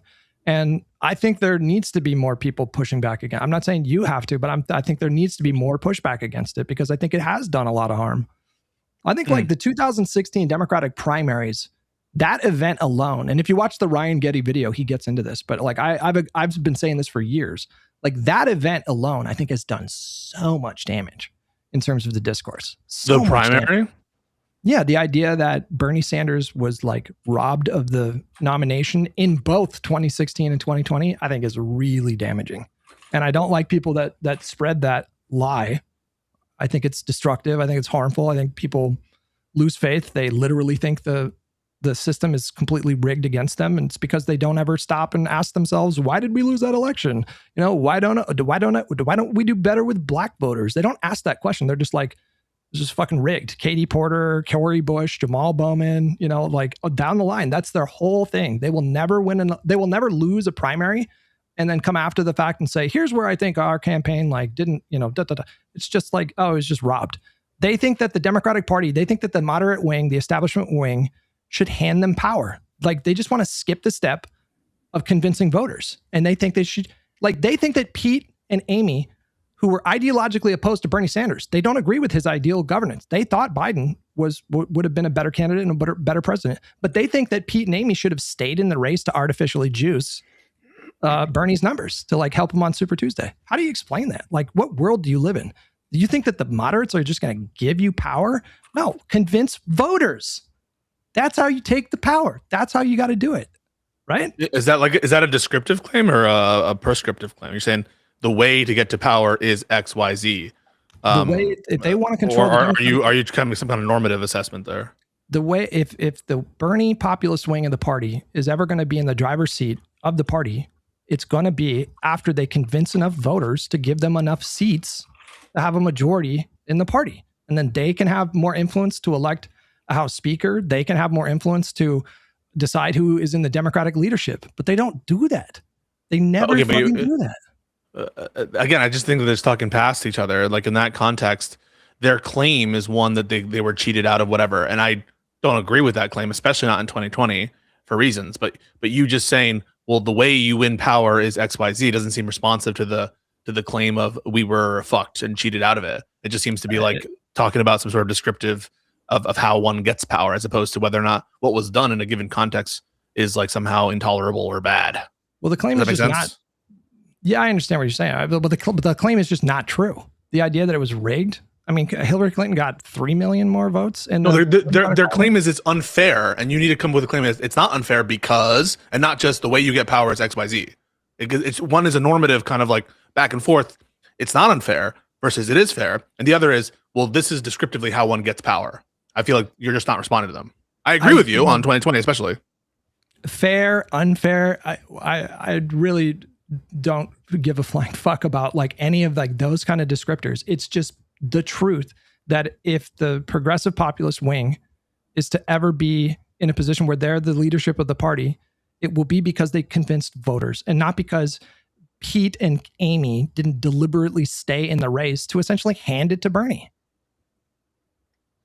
I think what Pisco's saying is like, if you are talking to these people that are claiming fraud and rigging and unfair, and you just say that's not true, that's not going to do anything. Maybe if you like, you know, demonstrably show the facts of it, you'll bleed the people off who are watching and say, well, it looks like that's wrong. But this is why I would respond. I would be like, it's not unfair in virtue of one of the expectations in a primary contest is that candidates are able to strategically and tactically withdraw, and that's part of the rules of the game. And if you're working within the rules of the game, there's nothing unfair about it in that sense. And there's never been a norm against like dropping out for purposes of, you know, making arrangements. That's part of everyone's expectation. Therefore, it's not unfair. But you just saying, well, how you win power is X, Y, Z. It doesn't surprise me that it doesn't stick with them, because I don't feel it's like it's addressing their claim of unfairness. It just feels like it's one is a normative claim and one is a descriptive one. I mean, I just like the label fair or unfair. It's like if Bernie Sanders had built a coalition big enough to take on the moderate wing after they were inevitably coalesced around the strongest moderate candidate, then he would have been in the driver's seat. But he didn't do that. Is that fair or unfair? Like it's that's their claim. Their claim is it's unfair. Yeah, but it's your job as a candidate. So that's the job. If you want the job, you got to convince either plurality or a majority of voters to give you that position. Nobody's going to hand it to you. That's my point. Like the whole framing just drives me insane. Why? Like, do you guys ever hear people? They're like, well, we tried the moderate thing for like the last like fucking 50 years. Why doesn't the Democratic Party try the progressive thing? How many times have you guys heard this idiotic claim? That's not how this fucking works. In what universe or the, you know, the wing of the party that's in power, they're going to be like, you know what? I'm just going to hand you this. No, you do it by convincing voters. Okay, but you're once again, you're talking past them. Right. Like the claim isn't how one receives power. It's like, it would be wise to do X strategy. It would be wise for us to choose this. And what you're saying is, well, haha, you can't win. This isn't really addressing their claim about the wisdom of a given approach. I do think a lot of them also believe they already have convinced voters, and it's just like corporate Democrats and corporate interests and evil things. I agree with right, but then it be but then it's like, okay, to the extent that they're making that claim, that is a descriptive claim, which you have to address and say something like, well, no, because XYZ. Look at these analyses. You can see like the amount of money spent isn't really influencing whatever you want to say. But the thing is, if their claim is something like the smart strategy would be, no, I'm not yelling. Sorry, my voice. Yeah, it's a lot of words exchanged today. If the claim is that Democrats should adopt a given strategy, and this would be better for Democrats, saying like, well, moderates aren't just going to hand it over, isn't responsive to the claim. It just well, the framing is them. Okay, wait. Can we put a pin on this for now, because we are going to do this way more, and Pisco is not going to be the stand-in for the left. We're going to have actual people who have these very disagreeable positions. I agree with Hutch on this. That's what I'm saying. That's what I'm saying. Is like you're pretty much on our side in this debacle. So like it's almost like we're wasting all our arguments against people that mostly agree with each other. Can I just say one thing real briefly? Last thing. I just want the last word on this. Okay, it's the framing that is just like poisoning the discourse. The framing is that there's this monolithic Democratic Party that's like a hive mind that make decisions through some kind of collective consciousness. And that is not what is happening. We live in a representative democracy. So if, for example, the voters in the districts of the Democrats who voted to pass that ICE bill, if they disapprove of those voters, they can primary them and vote them out. So like the way that you make decisions as a party is you forge consensus, and that consensus is going to look different depending on what type of candidates the voters themselves elect. So just stop treating the party like a hive mind and start treating it like what it is. It's a democratic institution.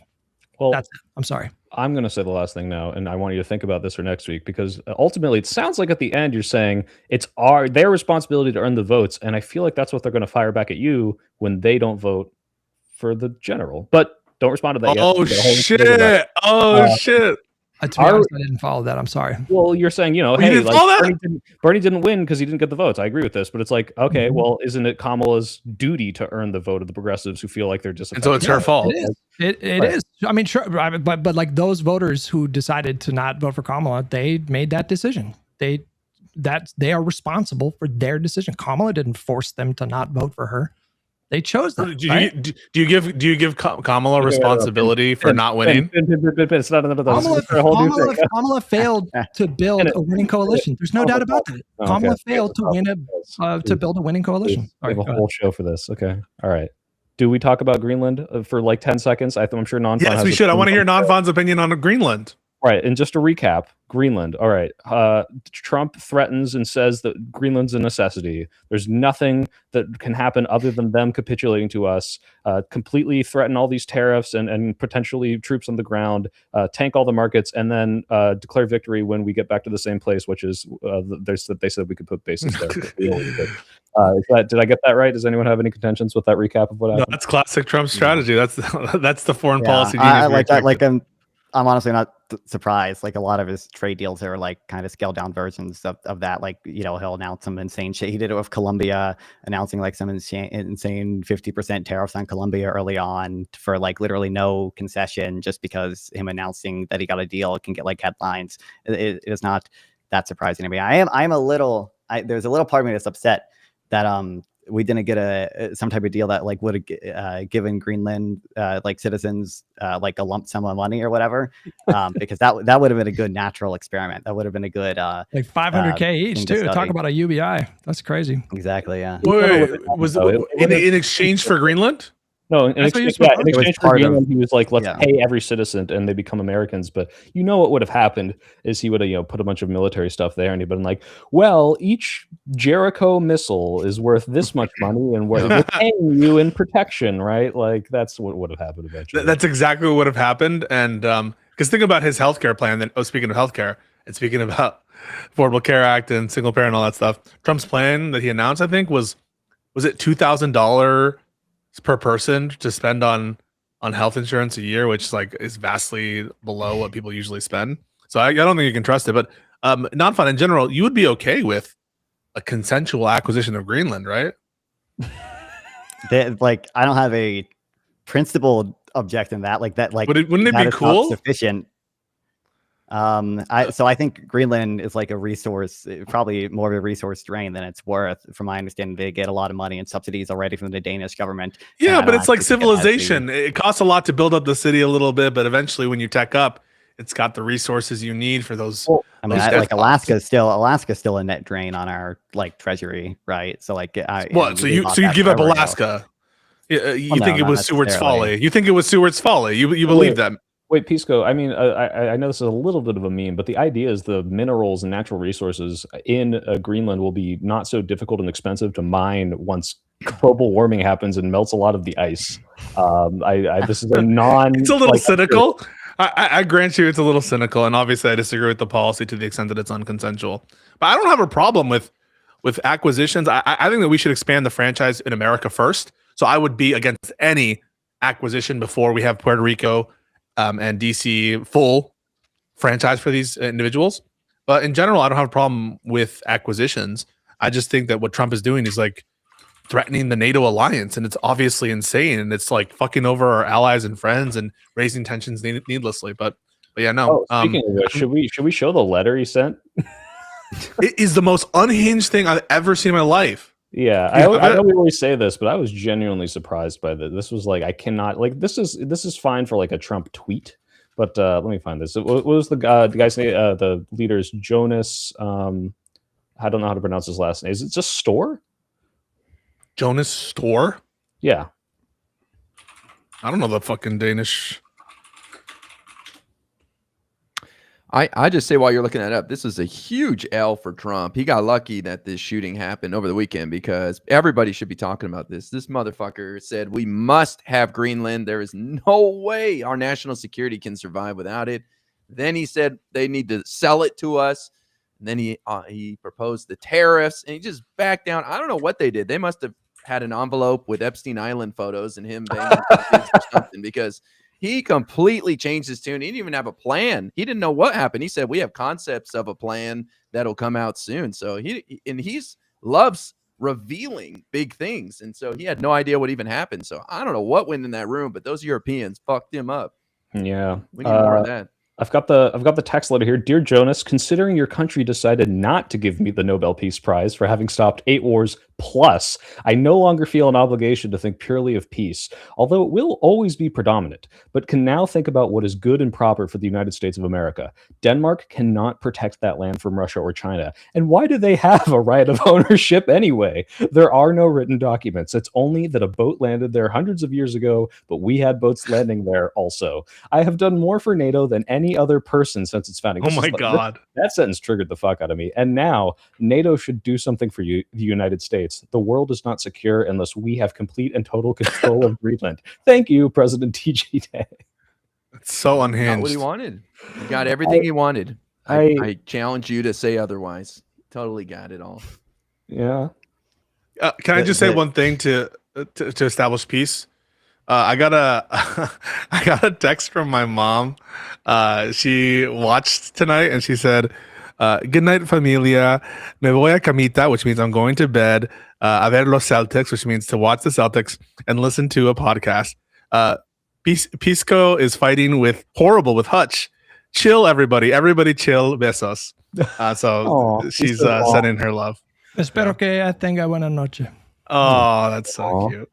Shout out to I'm Pisco's I'm mom. breaking the piece a little bit because Oh because shit. the tariffs reminded me of this. I was watching your stream the other day, Pisco. You told, I don't remember who you're talking to. You told someone that Chris Murphy and AOC were your Hell yeah. top picks. Okay, Chris Murphy, the anti-free trade dude. Oh my god. Oh my god. Corruption's number one. I don't know why. Like, you know me, man. Anti-corruption, anti-Trumpism. That's number one. On the free trade stuff, like, yeah, I'm in favor of free trade on most of the time.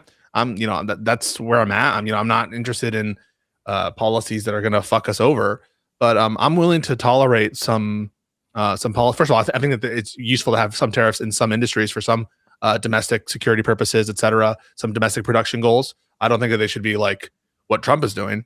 But also beyond that, it's just like it's a trade-off that I think is worth it. I don't care. What I want most of all is destroying the MAGA corruption that has embedded itself in the government. And that's number one. It's going to go first. Yeah, non-fun. Why are you purity testing Democrats right now? I just think that, you should Busted. vote again, even in a primary, for who has the highest expected value. And I think free trade is a good policy.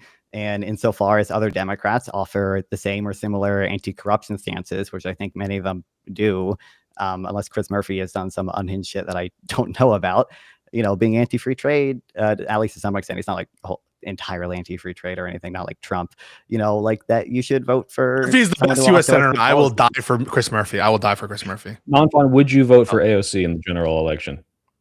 Of course, against who? Against any of the Republican nominees? JD Vance. JD Vance. Yeah, I would. Yeah. Hell yeah. Okay, Hell that's all I want to hear. Is there any Democrat you wouldn't vote for in the general? Not in principle, no. I mean, I could imagine if AOC out of the was ones we running know up about. against some like hypothetical Republican who is like incredibly moderate and somehow got the nominee. No, Rubio. John no. Kasich. I don't know. I don't even know him. That was before your time. You were just a wee little fawn. Baby. You were only 10 years You old. were just a fawn, not an on. You weren't even there for 9/11. Mitt Romney comes back, runs for president. Did you guys watch? Nominee. Did you guys watch the full? Maybe. But maybe. Maybe Romney. Hutch, go ahead. It would depend on the assumptions I make about like how much AOC got through and how much Romney would do. Supreme Court picks. Supreme Court picks. Come on. Yeah, me and Pisco we talked about this a little bit on Wick's show. I think the Supreme Court picks could be sufficient, but it's also maybe I'm weird for thinking this way, but there are things that just like scale up like quite a bit, like things like I've mentioned a few times, pharmaceutical innovation.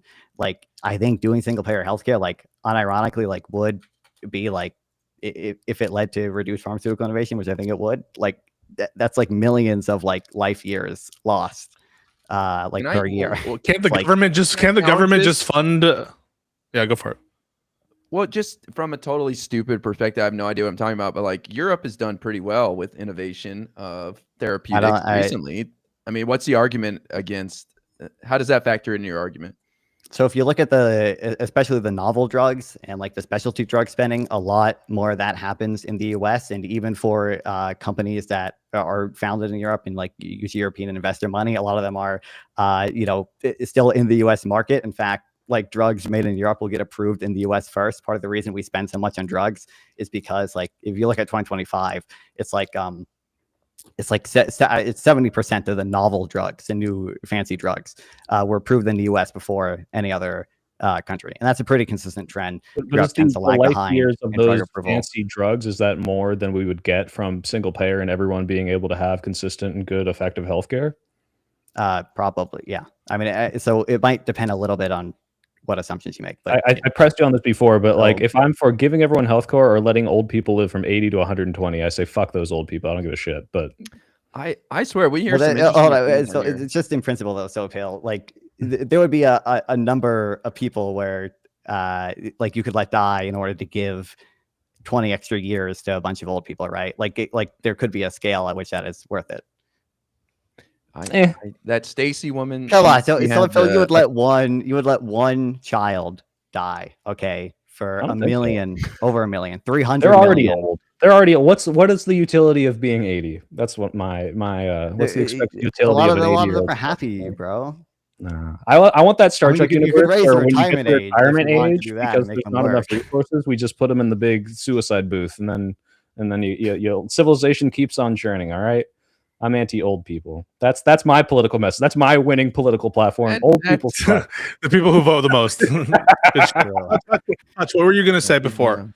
Wait, No, hold I on. was real quick. yeah, go ahead. I want to address Pisco's point real quick. So just real quick Sure. with regards to the government funding thing. So for one, you're not going to save money in that case, or at least not much money. Part of the reason we want to negotiate drug prices down with single payer is so that we save money on drugs, and the government doesn't have to pay out the ass for drugs. But secondly, like I think you should be very specific in sort of what market failure you're identifying, and then you should have some model that addresses specifically that market failure. So if the issue is that you think firms are going to underinvest in pharmaceutical innovation, then do patents. And we already do patents. And I actually think Reagan partially screwed up patents and made it too easy to get like follow-up patents on non-novel medication.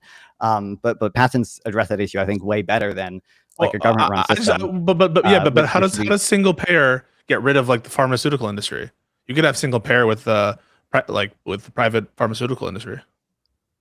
Sure, but you would agree, like insofar as you're negotiating prices down, that would reduce the revenue and the expected revenue of pharmaceutical companies, right? Oh, sure. I mean, but then can't you have then the market failure would be, innovation for products that are, like rare diseases. That wouldn't be a market failure. That'd be government failure. That wouldn't be. Oh, sorry. In that case, that would be. Well, no, a failure of the market that the government has regulated such that the market doesn't exist anymore. But yeah, whatever. If you want to call that a government failure, a market failure, I mean, I don't care about terminology, but then specifically the funding and the subsidies would go to shore up that issue, and the single payer is there to address the market failure of health insurance, which is a humongous market failure. Unless you think so. I think like the exact problems will depend on your exact model for like giving or like doing pharmaceutical innovation with subsidies. So again, for one, you should identify the market failure that you want to fix and then like have a specific plan to fix it. I don't think that I think the health insurance market failure is well known to people. That's true for health insurance. Like, healthcare is an inelastic good. This is a market for products. I don't think that's sufficient. But it just so with regards to like, I just want to recap why I think health. I think there's a lag. I'm not trying to interrupt you. So I think that health insurance is a market failure because A, they're highly inelastic products. B, the information is like fucked. There's a huge disparity in information. 3, it's a monopolistic set of actors who have disproportionate control over prices. These aren't like easily exchangeable products, and again, low information issues there. And yeah, I mean, there's all the things of market failures with respect to health insurance. I can't imagine that you wouldn't concede that. No, I agree that there definitely are market failures in health insurance. Now, technically, I don't think health insurance is particularly inelastic until we mandated it. There were a lot of uninsured people, but what I'm talking about right now, like pharmaceutical innovation. No, that's not what inelastic is. And, sorry, inelasticity refers to the inelasticity of demand. That has to do with whether or not sensitivities to the change in right, but just because there exists, I don't know what it was, like 5, 7, 8% uninsured, doesn't disprove that it's an inelastic demand for health insurance. I think it's relatively inelastic, but I think in the context of healthcare, when people say it's a market failure because of inelasticity, they're referring to the fact that like people will pay whatever they want to like save their life, right? They're saying like it's essentially a perfectly inelastic good. With regards to health insurance, I mean, you have a variety of different plans that you can choose from. I agree there can be information asymmetries and consumers can make poor decisions. There's evidence for that. And you do have the choice to not buy health insurance, and a lot of young, healthy people, absent the sort of mandate to do it, would not buy health insurance, right? It wouldn't be enough to make it the actually mandate is lasting. It would zero be- right now. Wait, no, there is no. The mandate is zero. I mean, the mandate was really just a tax penalty that Trump in 2018 made. There's no more. There's no more penalty. There's no more mandate. I thought the tax penalty was still past 2018, but I guess I'm wrong there. I don't know. It's zero. Yeah, it's zero. I thought they got rid of that anyway, with the reconciliation bill. Yeah, they did. They did. That was one of their big changes. I maybe it's a possible non-fond that they raised it back, but I doubt it. I think the mandate is zero. That was the basis non-fond actually. Lead up to the 2020 election. Did you hear that like Trump was in court trying to invalidate the ACA? The basis of trying to invalidate it during COVID, right? In the lead up to election was to say, well, you sustained the ACA under Congress's taxing authority, and now we've reduced the penalty to $0. Therefore, is it still constitutional? But the response was, you don't have standing because since the penalty is $0, you haven't faced an injury, therefore you can't sue about it, which is pretty funny. But sorry, Hutch, you wanted to say something. I don't know when this happened, but did we talk about the Gavin Newsom Ben Shapiro conversation? No. Josiah was pissed about it. I still haven't seen it. Did he do another Bannon? I mean, so it's an hour and 45 minutes. I watched the whole thing on stream. There was one moment in particular that I did not love. You guys probably saw the clips. There were two clips that were kind of making the rounds that people got pissed off about. One was about Israel, and we don't need to dive into that. But the other one was about ICE. And I guess the press office Twitter account had called ICE the Gestapo or terrorists or something like that. And Ben Shapiro called it out. And then Gavin Newsom walked it back. I think he could have been like, that was such a perfect opportunity to like change the conversation to one about like, what are you more upset about, the language or the people that died? Like he could have navigated that like a lot differently. But for an hour and 45 minutes, I don't know if you guys, everyone's like super familiar with Newsom, but like, he's a very sharp guy, and he definitely was like pushing back against Ben Shapiro's like MAGA talking points for the bulk of that conversation. And it kind of ties into like what we were talking about, Pisco, with like having a different kind of strategy depending on who you're talking to. I actually think that there's probably a lot of value in Newsom having a somewhat civil conversation with Ben Shapiro. Like, I don't think he needed to go like scorched earth nuclear.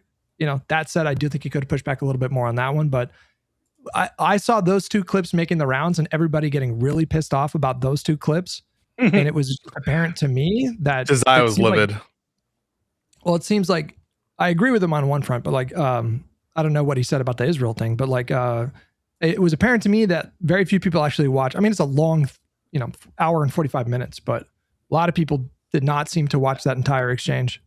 I mean, what do you guys think? I mean, like, what do you guys think? Should Gavin Newsom go nuclear? When he's having a conversation with Ben Shapiro? No, I mean, like, I think he should be forceful and angry. I want him to be angry. It's like you need to laugh people like Ben Shapiro out of the room when he's talking about grading Trump on a curve and like rescinding every single principle he had in 2016. Like, there should be no world in which Ben Shapiro is on top in that conversation. It should be him constantly defending, apologizing, and being a servile little cuck for like an hour and a half. Like, I'm sorry, like I'm so through. But Newsom was people. Newsom was definitely not like letting him off the hook for like the 98% of that conversation. I mean, he was definitely pushing back. And like, do you guys think that, do you guys agree that a lot of normies probably think of Ben Shapiro as like somewhat credible? And do you guys agree that you have to be somewhat tactical? Like, you have to be somewhat like, if there's value and potential value, like, what do you guys think is like, there's a lot of Americans right now that are just sick of the hyperpartisan, even though all of us probably agree that Republicans are the source of basically 99% of the country's problems. And you should be partisan in theory, in my opinion. But that doesn't change the fact that a lot of people are in a place with politics where they really don't like the contentiousness. And so I do think you have to balance not looking like a lunatic with being assertive in those conversations. Let me tell you the answer, Hutch, and kind of tongue in cheek, but I mean it.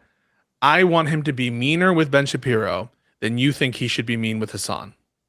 That is my response to that. And I think that I want someone who's like angry and being like, wait, Ben, I just want to make sure that I understand you. Did you agree when they sent Kilmar Abrego Garcia to CICOT? What do you think about this? Like, totally unconstitutional. He Okay, did those then kind I'll of have to things. watch it. I'm I telling have to you, watch he it. did- Oh, he really did. liberal Yeah. surrender hands. I'm surrendering. I surrender. Liberal surrender hands. I have to watch it. Josiah was upset about it, but I will watch it. And you're right about that. Well, Josiah's a content machine. This guy makes like 15 videos a day. So I don't know if he had time to watch the entire exchange, but he was pushing back pretty assertively throughout that entire conversation. He, they chummed it up a little bit and they're like, oh, you went to this college and tell me about your background. Da, da, da. And I think a lot of people wanted it to be scorched earth the entire time, but I don't know. I think I'll put it this way. I think there's more value in being cordial in that spot than being cordial with black pill lefty. Why is there more value there? Because I mean, like, if you're letting them and their talking points win over, this is like who said this? Destiny had a conversation with Ben Shapiro, and he's like constantly talking about how much he regrets treating these people with kid gloves and trying to appeal to the audience. And look, I'm reasonable. We can have a conversation and let these people just lie and lie and lie and like not be held to the points that they've been lying about for the past 10 years. Like, well, I think he's in his demon mode phase, like I think he was more correct back then. And I think Destiny is very, very angry in the last like year. And I think that's like a big part of what guides his rhetoric. I don't know. I'm leaning more towards the scorched earth stuff, or scorched earth, win no matter what stuff. And I don't think the just kind of playing nice with the people that have led to this rise through their deception is going to do that. I don't know how many Republicans are going to see that and say, well, at least Newsom's a little more reasonable. He's not hyper partisan. Now I'll go back on all the things that made me vote for Trump. Like, where does that get us, really? I don't know. I see Shapiro and I see literal human scum. The guy is scum, and like it grosses me out to watch all these fucking demons walking among us, and basically it's absurd. Oh, no, don't try that shit on me, dude. You motherfucker. But no, like it's so it was so fucking gross to me that like we would treat these people more respectably than the fucking annoying as shit doomer pilled lefties. Like, on the one hand, do they fucking piss me off? Yeah. Do I debate like Prime Kai, who's like, I don't care if 30,000 Palestinians will be saved if I vote for Kamala. I'm still not doing it. Yes, that pisses me off. I think it's fucking stupid. But you're comparing it to the apologists for the fascist regime that's currently running roughshod over our rights and civil liberties and fucking everything up. And when I see that, it makes me sick to my stomach, man. I think when I would see it. Hopefully. I think it's because I don't think there are any normies that are listening to Prime Kai's streams or Vanguard Pod or Kyle Kulinski. Like, I think everybody that's watching that kind of content is super, super partisan. Midas, what about Midas? Oh, I'm sorry. I'm sorry. You're saying the people who are watching Kulinski are super partisan? Yeah. I don't think those are I don't think his audience are normies. I think he's, well, I could be wrong. Maybe I have most people are normies is kind of the point. Like, I think my dad watches like Brian Tyler Cohen and Kyle Kulinski. He doesn't know who the fuck Hassan is. He doesn't know anything about online politics. It's very much just like, this is how I get my news. It's a little partisan, but like, these are like I imagine my dad is a normie. But is your dad gay? No, he's not. Otherwise, I would have said dad's Pisco. Clearly, my dad watches this Josiah, and I don't think he knows who any of you, any of you are. Your dad watches Pondering Politics. That's so cute. Guy, optics pilled. What do you think on this? I mean, I feel like I gave my thoughts. I didn't see the Gavin Ben thing, but you guys saw how I treated Ben Shapiro. But I only had 10 minutes with him. I think. How could you not fight with these guys if you're talking to someone like Ben Shapiro? So I'd have to see what Gavin's doing. I don't know what his goal is with that conversation, but I don't know. I have to see it. I didn't see the clip, so I have no clue. I think you guys should reserve judgment for if you watch the full thing, because we'll watch it. We'll watch it. Because if you watch the clips, maybe you're imagining him just like really being conciliatory the whole time. That is not what happened. Like he did with Charlie Kirk. That's what I'm getting fucking flashbacks of trauma to the Charlie Kirk interview. No, I don't think it was that. I don't think like that was like fully cucked. Fully cucked. That conversation that he had with Kirk, and that was his first one though. Yeah, yeah. I mean, I think there's value in the strategy of the whole like reaching across the aisle kind of thing. It's just a difference of opinion about like how much grace we give particular people. I mean, I obviously have strong feelings about Ben Shapiro, but I'm thinking about the fact that like Ben Shapiro has had consistently one of the most popular like podcasts on iTunes for like, I don't even know how long. I don't know if that's changed in recent times after the schism with Candace Owens and the Groypers and all them. But I do think that there are a lot of normies that come into contact or come into they're exposed to Ben Shapiro podcast clips or like full episodes. And so to that end, I think that there's value in but those are Republicans, right, Hutch? Like this is so God, I can't believe I'm starting this up again, but this is so crazy to me that it's like how much we need to fight against the left, but like, oh, we gotta be a little nicer to Ben Shapiro. Be nice to Shapiro, bro. And abetting and specifically voting for Trump. Like this is insane to me. Dream guest on my podcast.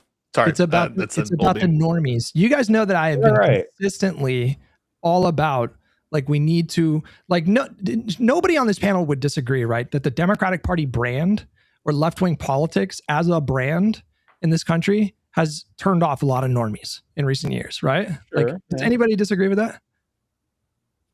No. Yeah, so that's where I'm coming from. Like, I don't think I'm not having a conversation with or going at like hardcore lefty people's necks because I'm trying to convert their normie audience. Like, I don't think they have normie audiences. I guarantee you, at least like the Pac-Man and Kyle Kalinske definitely has normie audience. So like, if they see you, if you had a debate with Kyle Kalinske on Kyle's channel and you were at his throat, I think maybe you'd turn off the normies in Kyle's. Now Hassan, I don't know. I don't think he's got a lot of normies, but yeah.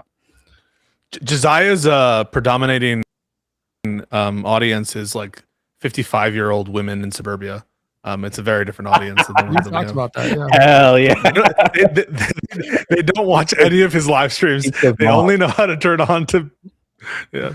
My mom watches good them episode. too, and she. Do you guys have any normies in your life that have kind of expressed like buyer's remorse with Trump? Because that happened to me this weekend.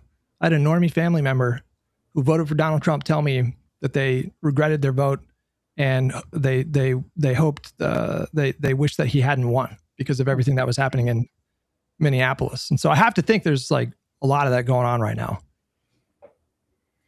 Did any of you guys do any of you guys? The elections. I don't talk to my Trump family. The elections last year suggest that a lot of people are unhappy with Trump. That's for sure. My Trump friends are diehards. Do you guys think that we are witnessing the death rattles, not of the Republican Party, but of Trumpism as a movement? Non-fun, go. No. If we are, it's going to be Groypers that come next. Really? What is that based on? What numbers are you looking at? I don't have numbers behind it. It's just that's my intuition based on people. Maybe I'm too online. The people who are popular online, and even some of the people who, I mean, we saw the Young Republicans group chat. I don't know how many of them were like full Groypers, but like it seems like that's growing. Well, look, Kanye West apologized today in the Wall Street Journal, so I think there's a turning of the page here. That wasn't him. That was Ye. Ye said all those things. It wasn't him. Oh, yay. Yeah. Whatever. No, I'm saying there's like a dual personality thing. Kanye is like the Norman Osborn, and Ye is like the Green Goblin, right? Like telling him to like be anti-Semitic.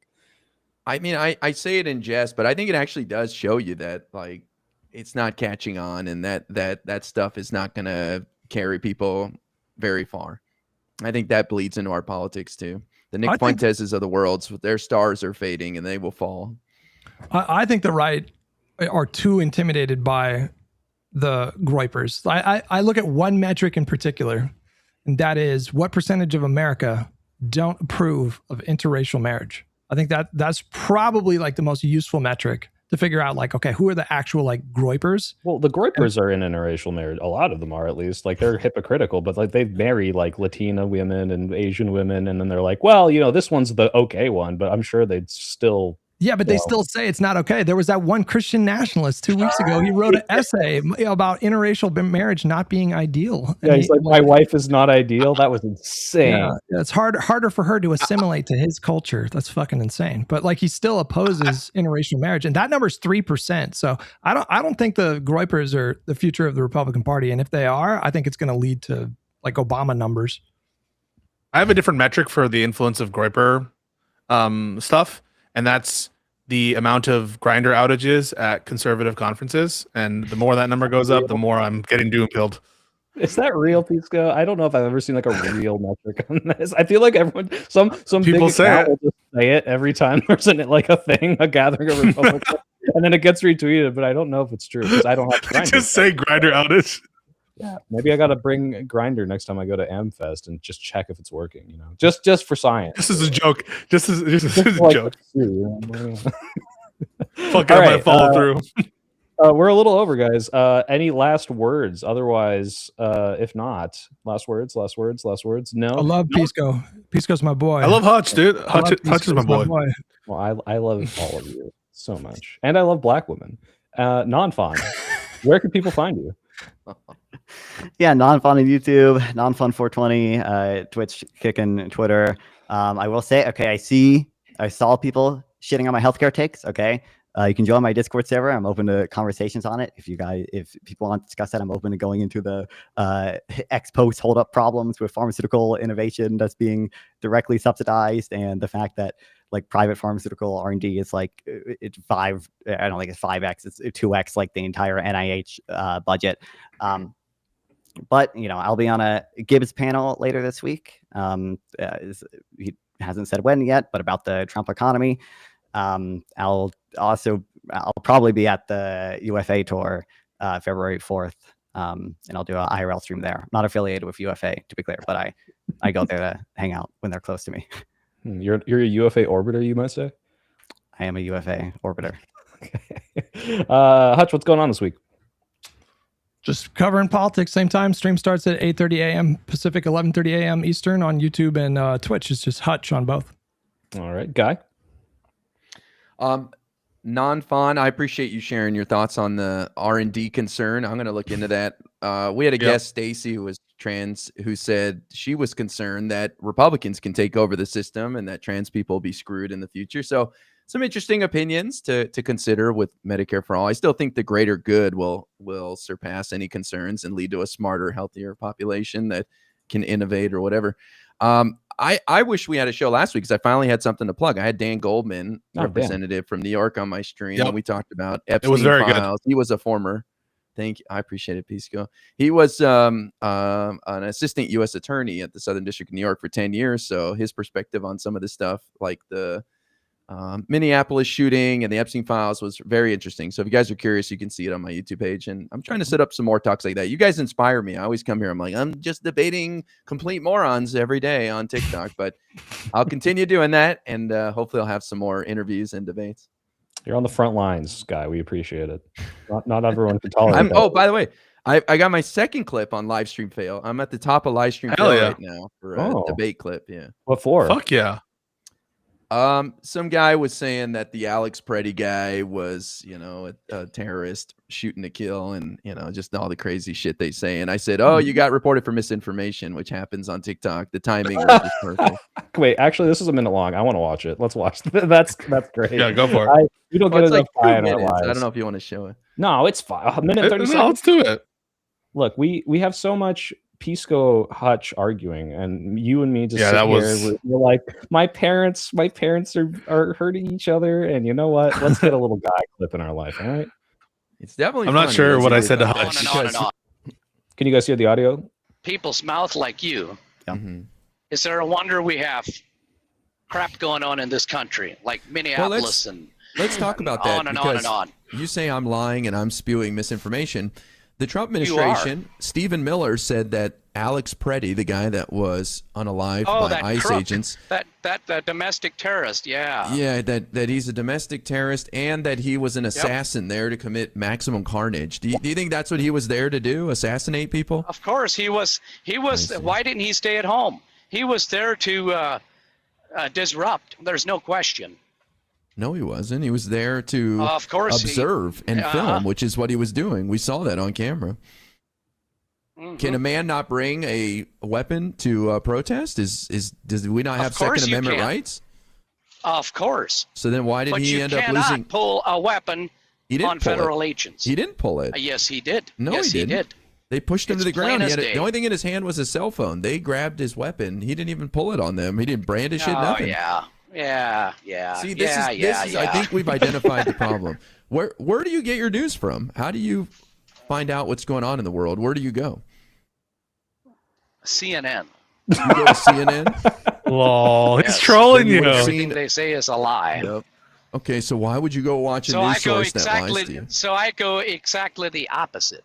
Oh, And every Boy. time I'm right. You've been flagged for Yeah. misinformation. Oh, of Oh course. my god, How do they catch them so fast? that was insane. An algorithm thing. There's I that don't know. AI Combination of That's hilarious. algorithm and reports. All right, well, cool. I mean, I wish caught that live. That's hilarious. It That was it's almost sick. like 3 out of 10 Trump supporters get flagged for misinformation now on TikTok. It's obnoxious. I got flagged for bullying because I called someone bad names. So I don't love TikTok, but at least they also got the misinformation. All right, Pisco, what's going on with you this week? Well, speaking of stream fails, I'm gonna have an interview / legal analysis of deadly seriousness with Stale 2000, the Reddit moderator celebrity. So that'll happen probably sometimes this week.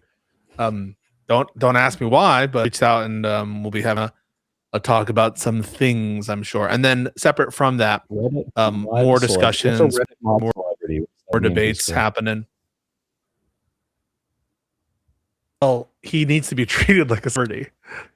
He needs to be given good things. What else? All right. Hang on. And wait, one other thing. I lost it. Oh. I lost it. I'm sorry. But yeah, just follow my channels. No, Why- I didn't know what to do. I'm sorry. Why did you torture yourself with talking to Rob Knorr last night? Why do this to yourself? Oh boy, I listen to I have a some problem. of that, I just- brother. I just- Holy shit. You're So- addicted, so- bro. You're addicted. I have a problem. No, the Wick part was the funniest part because Rob has this like completely deranged view that because we feel that Trump incited under the standard of Brandenburg, anyone who says sus things or advocates crimes in the abstract is meeting the Brandenburg standard just because he misunderstands that standard as he misunderstands and misapplies the standard of insurrection. And so it's just very funny to watch him walk through those hoops and accuse Wick of some shit. And so that was like, I think the funniest part, if you could get any of it. I think Wick is making a video of just that segment, which you can watch on his channel, or if you want the full VOD, it's like we're tired, we're talking to each other, and it's in my stream VODs playlist. But yeah, I don't know. I like talking to the guy.